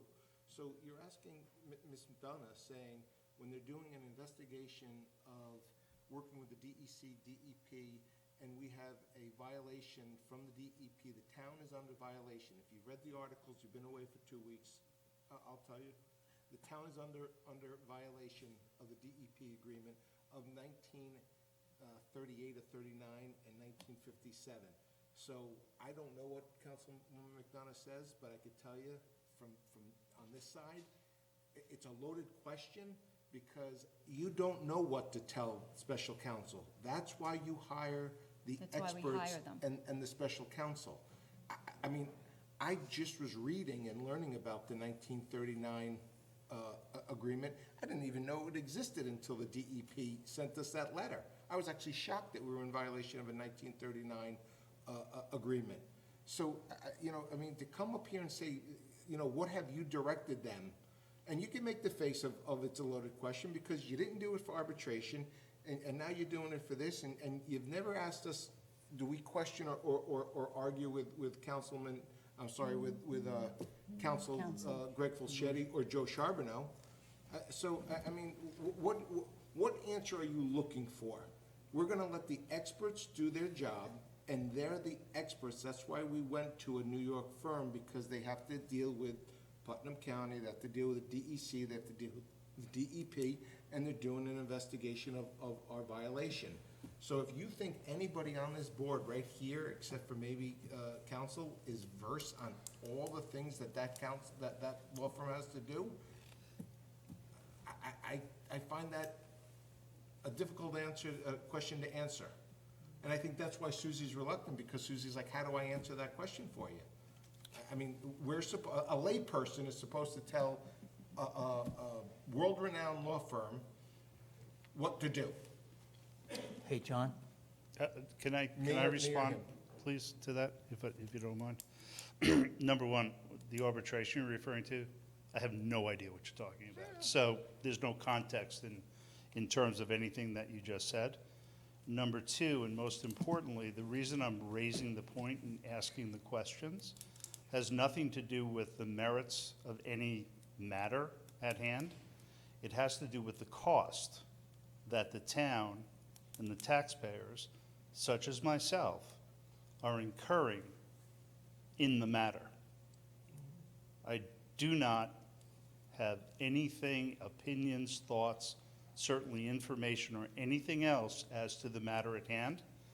The question was, what is essentially the scope of the instructions that we have provided to the law firm that we have retained? I don't think that's an unreasonable question. And further, again, referring directly to the resolution, which indicates that we're providing, or Councilwoman McDonough, because she's the deputy supervisor per the resolution, is providing oversight and instructions to that law firm. That's all I'm referring to. Now I understand your question. Thank you. Better defined, thank you. John? May I? I don't know. To be perfectly honest with you, you can say whatever you want, but it really, this sounds kind of crazy to say, but it really has nothing to do with you per se.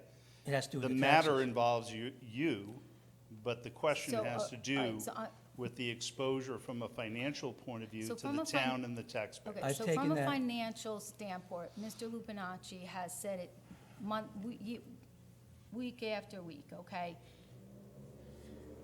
If there is the information out there that Mr. Borelli says is there out there, he just needs to give it to the people, and it could be done, okay? And you know what, I may get in trouble for this. I did not cause this. I did not cause this, okay? So I did not cause us to spend $20, $30, $40, $50, $60, $70, $120,000 worth, okay, for special counsel. I did not. We're in a crappy situation right now. There's one person or one company, person, whatever, that can provide information to keep the cost down, then that one person should do that. I have no control over what they do or don't do, okay? What we're trying to do is, we want to get the town of Carmel back to where it should be and deal with the infrastructure and use that money that we could have used for Cozen for the infrastructure. Again, Okay, you so- understand the so basis I- of my question The basis is of your question is completely in that terms of they are cost. doing an investigation for a possible illegal hookup that the town is under. The matter is not the question here. All I'm saying, again, I just refer to two words, phrases that are in the resolution. Oversight and instruction. Okay, so the Because based on my oversight own is- personal experience and work, not personally, unless you sort of create the box, they will go wild.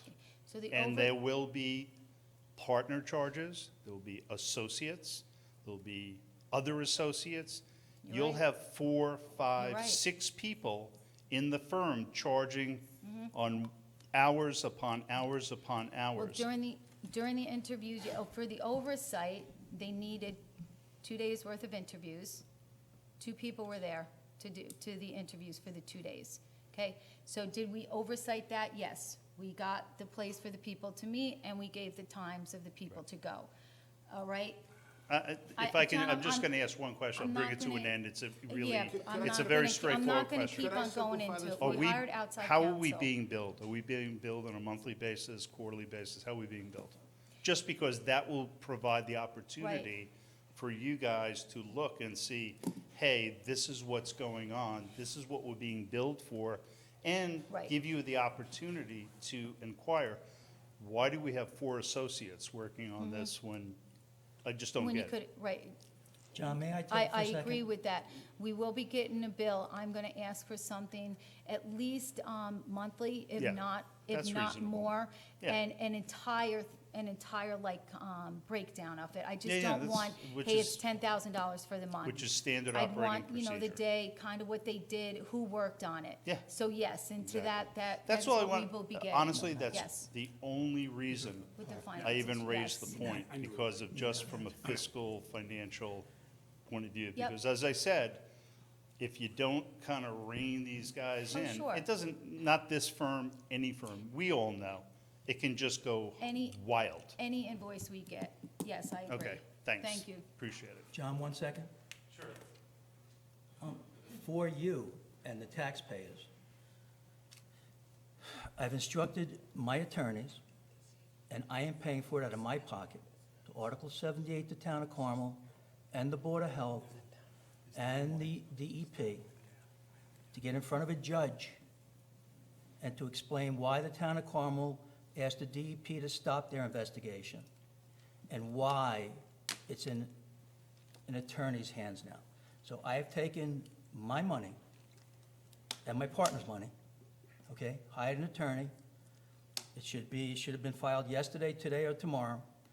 And the clock, which I think is going to be an insane clock. First question you should have asked was, how much was spent to date? I'm surprised somebody doesn't come up every week and say, how much is spent to date? Trust me, it's probably 50 grand already. And once it goes in front of the judge will answer the questions for everybody and make everybody give an answer, and the games will stop. Look, with all due respect to everyone, again, the basis of my question was simply holding the reins, making sure that, you know, whatever amount of money we have to spend is the appropriate amount of money that we should spend. Correct. Well, I Thank hope you. the reins by going, by doing the Article 78. In the contract. That Article 8, that Article 78. I'll be honest with you, I that don't even Article 78 is understand gonna- what Mike but just it's said. Is going to cost the taxpayers money. Yeah, I don't even know what he was So saying, instead and of that's. giving the information, because all the information was there, as you've been saying, now we're going to go in front of a judge and saying, why is there a delay? I think can't you need to comment on the merits. I'm I'm not, not- it's way above okay. my pay grade. I will- don't will- understand this I will stuff. address Mr. Borelli's statement then. Okay, perfect, thank you. I think out of professional courtesy and the right thing to do to, when you hire special counsel, and Greg Fulchetti said, go hire special counsel, and that's what you do when we're under violation, you need to let special counsel get up to speed. So we hired them, it's been 2 to 3 weeks, they're getting up to speed, now they're starting the process. But again, you could either hand over the data and cooperate, and everything's there, you're exonerated. Everything's there. But if you Article 78 saying, why'd you hire this law firm and why are you delaying this, that's gonna cause the taxpayers money to defend that Article 78. So there again, as I've been saying, we could either cooperate and have the law firm work quickly and minimize and mitigate the cost, or we could create blockage and stumbling and smoke and mirrors, and it will cause the taxpayers more money. Very We well could do put. either one, Very well put. and yours was well put too, thank you. Okay, is there anybody else that would like to come up? New business, open forum portion of the meeting, come on up.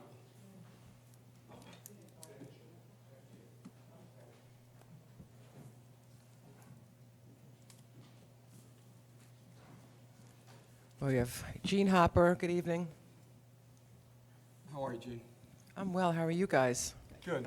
Good. The hearings for the budget, the preliminary budget or the tentative budget, Yeah. are when? When is that going to be? Public hearing? I'm sorry? Public hearing You're right. is November 5? 5th? No, 5th is election day, 6th, November 6th.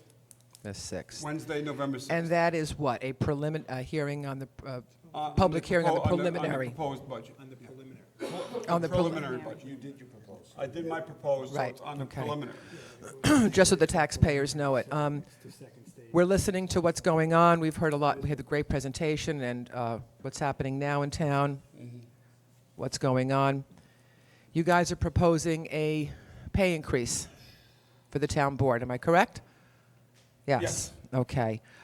In light of the numbers that you all are mentioning and in concern for the taxpayers, which I believe you have, would that be something that you would reconsider and perhaps forego out of those increases? You mentioned something in the paper I saw, Ken, about you base it on what union negotiations are. For the town board, you're talking about Right. approximately $400. I don't think anyone on the town board would have any problem with saying no to it. Okay, so something to consider, okay? Seriously consider out of respect for the taxpayers. That's all I I have. don't take anything, Jane. I'm sorry? I don't take anything. Well, you do take, but you It donate. means when I get a check, Absolutely. You've given That's out- exactly You've it. given out $72,000 to... I've given out every penny the town of Carmel has given to me, and I have given out every penny that I put into that account, paying for my health insurance, because you wouldn't let me donate the health insurance. Don't say Would you I like, would- would you I like don't me to say- prove that too? Don't say So I Gene- would Would you like me to Still prove hasn't that too? reduced the town budget by I would love to see $1. the council I'm check sorry, for guys, I'm here at the $70,000. podium. No. Gentlemen, You gentlemen. didn't allow MSA to get my benefits. I didn't allow MSA to get your benefits? Right. How did John Lupinacci not allow you? Hold on. You stood at that podium and chastised Frank Lombardi, Susie, and everyone for taking benefits. That's Now right. you're taking benefits. No, I'm not. You could choose. No, I'm not. Does the town offer you The benefits? the Does the town give you MSA and benefits? CSA have Does seen my the- checkbook. Hold on. Does the town You're the of last Carmel- person I would show it to. Does the town of Carmel What'd you have for dinner? issue you benefits? Yes or no? Yes, I get paid. So you are costing the taxpayers $24,000, $28,000. Plus to 30 cover- on benefits. To cover your benefits. If you stayed under your private company's benefits, the taxpayers would have saved that $28,000. Okay. So instead, you're not I going, pay- thank I you taxpayers, pay- I got benefits. I and pay- Here, MSA and CSA, here's a check that Actually, covers the that. person that wrote the It's check still out coming out. is standing here. Right, but Mike, it's still coming I'm out from the not talking to you, taxpayers. Ms. McDonough. Mike, you The don't need check to is talk to written me. out every month, exactly what I would pay Medicare done. and Thank you. donated to the town. But you're causing the But it's still costing taxpayers to pay taxpayers. for your coverage. Do me a favor, John. Mike, you're costing the same I gotta amount sit next to to you the for about 6 more taxpayers weeks. as me. And then So I save can it. become you and go there and just I keep hope talking you for would. 15 minutes. Mike, Pizza was good. you're a very Mike and successful Joe's. businessman. You have to know Brick that oven. if you take benefits from the town, that's costing the taxpayers I give money. it You all have back. to know that. You Every don't penny. give it back. Then write the check back Okay, to the gentlemen, I'm town. sorry to Write interrupt, the but my check back 3 to the minutes are up town. here. Gentlemen, Where it's going. gentlemen, John and Mike, I'm sorry, I came up here to ask a question. I have 3 minutes, right, according to the rules? So I think that was more than 3. But anyway, I'm up here to ask the town board to reconsider and to remove that resolution or proposal for any kind of pay increases. Thank you. Let me tell you what happened Thanks, last Jane. year. Hold on 1 second, Jane, please. 1 second, please. Last year, when we did this, we did that. Right. Everybody here says, we will not take a raise, okay? Ms. McDonough missed that meeting. The following week came in and says, no, we got to have that raise, okay? Reluctantly, we put the raise back in because I don't care, I'm not taking it. Come the vote time, Ms. McDonough says, I'm abstaining from this vote. I'm not happy with it. And I was not happy with the budget. That's why I abstained, Mike. Yes, You're correct. but we put the raise back in there. You're Okay, correct. I and was not happy with the budget. regards to the discussion that you and Mr. Lupinacci were having, and as Jonathan mentioned, the taxpayers do pay the salary. If you guys want to donate that money, that Yes. is completely up to you. Yes. There is the option to say, reduce the budget line item for these organizations by what I'm going to donate to them. And then it truly is savings for the taxpayer. Right, okay. Now it's a donation and a write-off for the councilman. Okay, right, And- exactly. And Charitable expense to the- donation. and expense to the taxpayers. Still an expense, Absolutely. yes. If the comptroller was here, she would be saying the same thing I'm saying. I'm not trying to argue. Right. Taking the But benefits only costs the don't look at taxpayers another cash and just say, like, $30,000. Look at me, I get a benefit, but then I give it out as a charity. That would be like me saying, well, my donations. No, that I give out to understand. I don't- charities are what I got here. I'm not here to address the personal issues or the finances of what you do with your money, you know, whatever, but out of respect for the taxpayers, You know, Mr. Schmidt, you mentioned last week, or 2 weeks ago, the resolution costs $1,000. We're talking about a lot more money than that in the overall scope of what's going on here. So the tax, increase is just something, excuse me, not the tax, the payroll increase is something that I think you guys can really affect, very simply. Thank you. I'm going to Thank make a you. statement. You can stay there, and because it's educational as you're running for the board. For Thank you, John. for 7 years, I sat on this board, really 8 years, because I'm ending my 8th year. By law and by town policy, I could have taken benefits. I chose not to because I get them from, but I could have. I actually could have supplemented. If my work covers, I've had two surgeries in the 7 years. My work covered 80%. I could have actually taken and caused the taxpayers to pay every year for my medical benefits, and then they would have covered the 20%, and I would have benefited greatly. Right. I chose not to, so that the taxpayers would not pay. Not only that, is Mr. Butler left, but he came and spoke about 6-7 years ago, because we made a policy in the handbook. If you don't take the benefits, and it doesn't cost the taxpayers $28,000, we will actually give you a bonus of $5,000. And why we do that is, say your spouse works for a school or works somewhere else for IBM, and you go use that money, and then it saves the Carmel taxpayers. Right, school districts are the similar, right, So we're going to give buyout. you a little bit of an incentive. Could you use a spouse's Right. benefits? I could have taken the $5,000 for 8 years because I did not take benefits. I did not do that. I chose not to do that to save the taxpayers. I will tell you that there were some managers and some elected officials that took that $5,000. Sure. I did not. So I don't want to hear all this, it's neutral to me, it's neutral to that. For 8 years, I've worked hard to save the taxpayers, no benefits for me and no buyout for me, even though I was allowed to do that. If the comptroller, if HR, or Greg, or legal counsel was here, labor counsel, they would have told you that I had that right every 8 years, and I didn't do it. That's benefiting the taxpayers. Not, I take the benefits of $28,000. I used to pay $28,000 in my private company, but now I'm saving that. Right. And now I'm going to actually take out that, because I used to pay for it, and donate it to 3 children's organizations. Well, how about people that don't have children? Those taxpayers are paying for those donations. Follow the money. That's how it works. You don't have to be an accountant to follow that Right, money. no, I understand that. I work for school districts, very similar buyouts, yes, thank you. Thank you for sharing that. And Gene, just if I may, I've been sitting here pretty silent, but I will say that there was a time during the economic recession that I voluntarily cut my salary. Cut your pay, not I take it, cut it. I cut my pay. Cut it. I did not take it. I cut it by 4%. Right. I think I did that for, I don't know, You cut it more than the people got. more than what the people were getting. So really, a 2% increase in my salary in the 2020 budget, I'm really just, catching up to what I gave back. No, I understand that, and I think, all 5 of you, as I now know, ran. It's a thankless job, we understand that.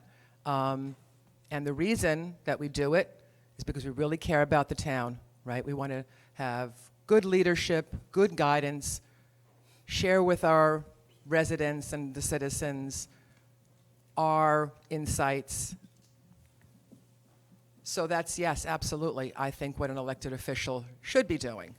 I don't think that's out of the norm, and I think that's what our doing best policy would instill us to do. In tough times, Yeah, we absolutely. did that.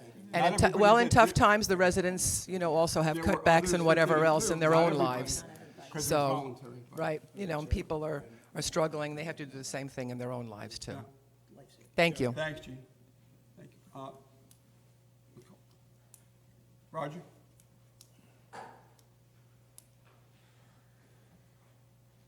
I just wanted to follow up on the conversation that we had last week about the water supply for the airport project, see what progress, if any, was made.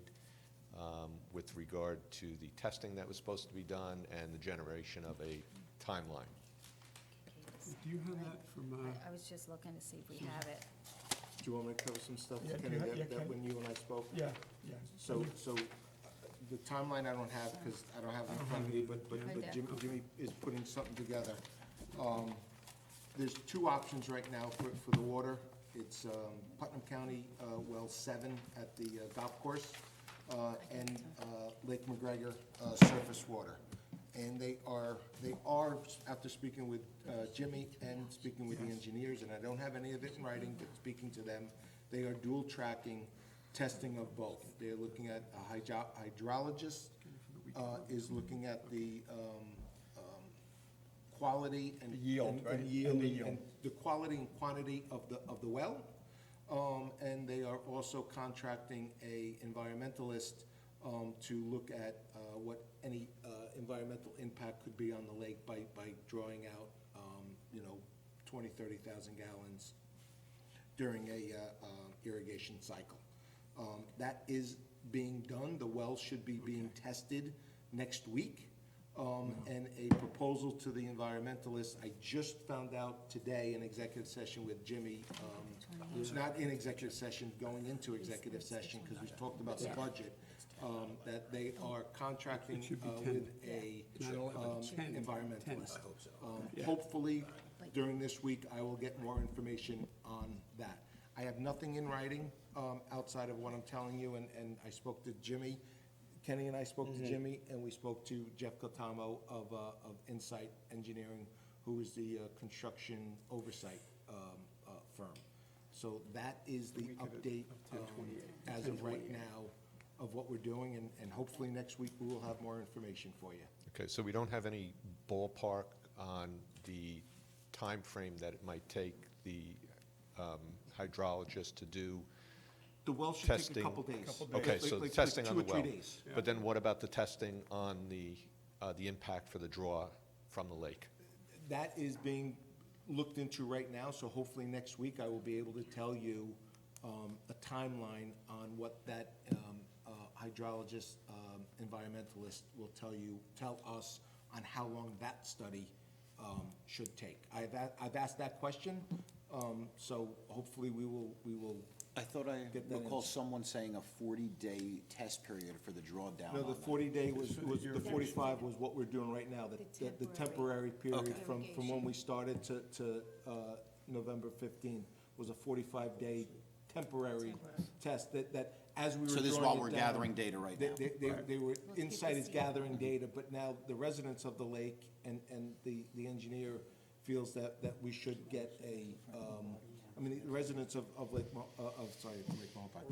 McGregor asked for a biologist, but they're getting a environmentalist, and they're actually working with the DEC to go through all of those specs. Okay. And in addition to this testing that's being done, I'm assuming that we've asked for some type of a cost estimate as well, so we can have a fuller picture of, so we're not gonna go do the test and then look at the test and then say, hey, listen, I don't have a cost estimate, so let's go back again and take more time, right? So we're gonna develop or have the test, develop a report based on the results, which will include a cost estimate. A cost estimate, and I've also asked for a timeline of when it's gonna be done. I'm sorry, because when you say cost estimate, just again, because the devil's in the detail, are Yeah, you yeah. talking a cost estimate of the actual designing of the irrigation of the source water, or the cost of the testing of the well and testing of the water? Because that's what Kenny just Yeah, said. yeah. You know, we have a cost estimate from Beal and the Right, so that's, But that's the test cost. Yeah, what we're talking about was, with the conversation that we had last week was a couple of components, and if I recall the conversation correctly, we were worried about not only the cost to implement something, but the time in which it might take to implement that as well, right? So I just want to make sure that the testing that we're doing is testing yields and capabilities and all those other things, as well as the length of time that it would take to install and the cost to Yes. install. Yes. We haven't gotten that yet. That is But being yeah, requested. But that's what we're- that's yes. part of this project. That would be the design and the construction of Right. estimate. Okay, Yes, we've asked for that. We have not gotten Yeah. that yet. okay. For both options. There is a third option. The third option is that not a lot of people like, even the engineers, is drilling Is wells drilling wells. on the Well, after we property. heard about some of the numbers from some of the other water districts tonight with the yields on those wells and the depth that you'd have to drill at, I'm not a big fan of that either. And that's the third option, but nonetheless, to be full It's an option. disclosure, it's an option. Right. But the first two viable option that they're looking at is the well and then the surface water from Lake McGregor. Okay. And if I can, just one thing, completely, totally off scope here. I've been sitting in the back for a couple of weeks, and I'm behind people here in the front with cameras, flashing pictures, all kinds of things. I'm sure that the gentleman has a right to do his job, but I could certainly see how it could be distracting to people up here on the board, because it's certainly distracting to people sitting there in the audience. If there's any way that you can have a conversation either on or off the record with the gentleman and just ask him to keep it down, to tone it down a little bit, I think that would probably be a really good thing to do. Kenny was talking, Kenny has done that. Thank you very much. Well, then, if you've had the conversation, then I think maybe it needs to be enforced, or There's- maybe he needs to be reminded as he walks in the door to limit the number It's of. his legal right. I completely understand, but it's very distracting, and I could see how it adds to difficulties and tensions, okay? Don't disagree. Thank you. Sorry for answering for you. Okay, but no, you thank were- you, yeah. I wanted to say that you did say that. I did, yeah, thanks, thank you. All right, is there anybody else for open forum, new business? If not, I just have a quick announcement. E-waste, this is the last announcement that I'm going to be making on this at this meeting. The e-waste drop-off day for the town of Carmel is Saturday, November 2nd, 2019. It's a Saturday. Michael Geary Inline Memorial Rink across from the Mahopac Fire Department from 9 a.m. to 1 p.m. So if you have any e-waste at home that you've been collecting dust on, you want to get rid of it, bring it to the Michael Geary Roller Rink Saturday, November 2nd from 9 a.m. to 1 p.m. across from the Mahopac Fire Department, where we had the last one, e-waste drop-off day in, I believe it was May-June timeframe, all right? Kenny, also, I believe Sunday is Harvest Fest down at It is, Sycamore. yeah, at 11 Park. o'clock. Yep, They're so if looking for- everybody can go down. And they're looking for volunteers, I believe, to contact Jimmy I saw it Oh. on Facebook that they're looking for volunteers. Okay, so Volunteer. John is saying that they are looking for volunteers for the Harvest Fest, which is going to be at Sycamore Park on Sunday, and it's called Jimmy Gilchrist, 628-7888. If you're interested in volunteering. If you're You wanna interested in volunteer. volunteering. High It sch- really is such a wonderful event. And high school kids will get community service for that Yeah, what credit. was the other thing? We're not here next week. Oh, yes, and we're not here next week, because it's the It's the fifth fifth Wednesday. Wednesday of the month. You want to mention that the Hamlin and Carmel Civic Association is having the Ragamuffin Parade? Oh, are you going to be the, I'm a judge, you're I'm the one of the judge? judges again. I don't know yeah. how you judge that. I don't know how I do would. it. It's With all the little it's tough to judge munchkins. those. So that's Yeah. this Sunday also That's this at Sunday. at 1:30 Yeah, in they the always Hamlin and have 'em Carmel. coinciding. Hamlin and Carmel Civic Association Annual Halloween Ragamuffin Parade, up in the Hamlin of Carmel, in front of the courthouse at 1:30 this Sunday, the 27th, is it? Yeah, Sunday's the 27th, right? Yeah. October 27th, 1:30, Hamlin of Carmel. All right, that's all I have. We don't have to go back into executive session. We're going to close from here. Yes. So we're not meeting next Wednesday. It's the fifth Wednesday. Don't come here. You won't find the town board meeting. It's the fifth Wednesday of the month. We don't meet. We won't meet again until November 6th. November 6th. after Election Day, The day so after Election Day. Please make sure to get out there and vote. Yeah, get out to vote. It's important. All right, I need a motion to close the meeting. So moved. By Councilman McDonough, seconded by Councilman Lupinacci. All those in favor? Aye. Aye. Good night, everyone. Be well. See you on November 6th for town board voting meeting. Good night.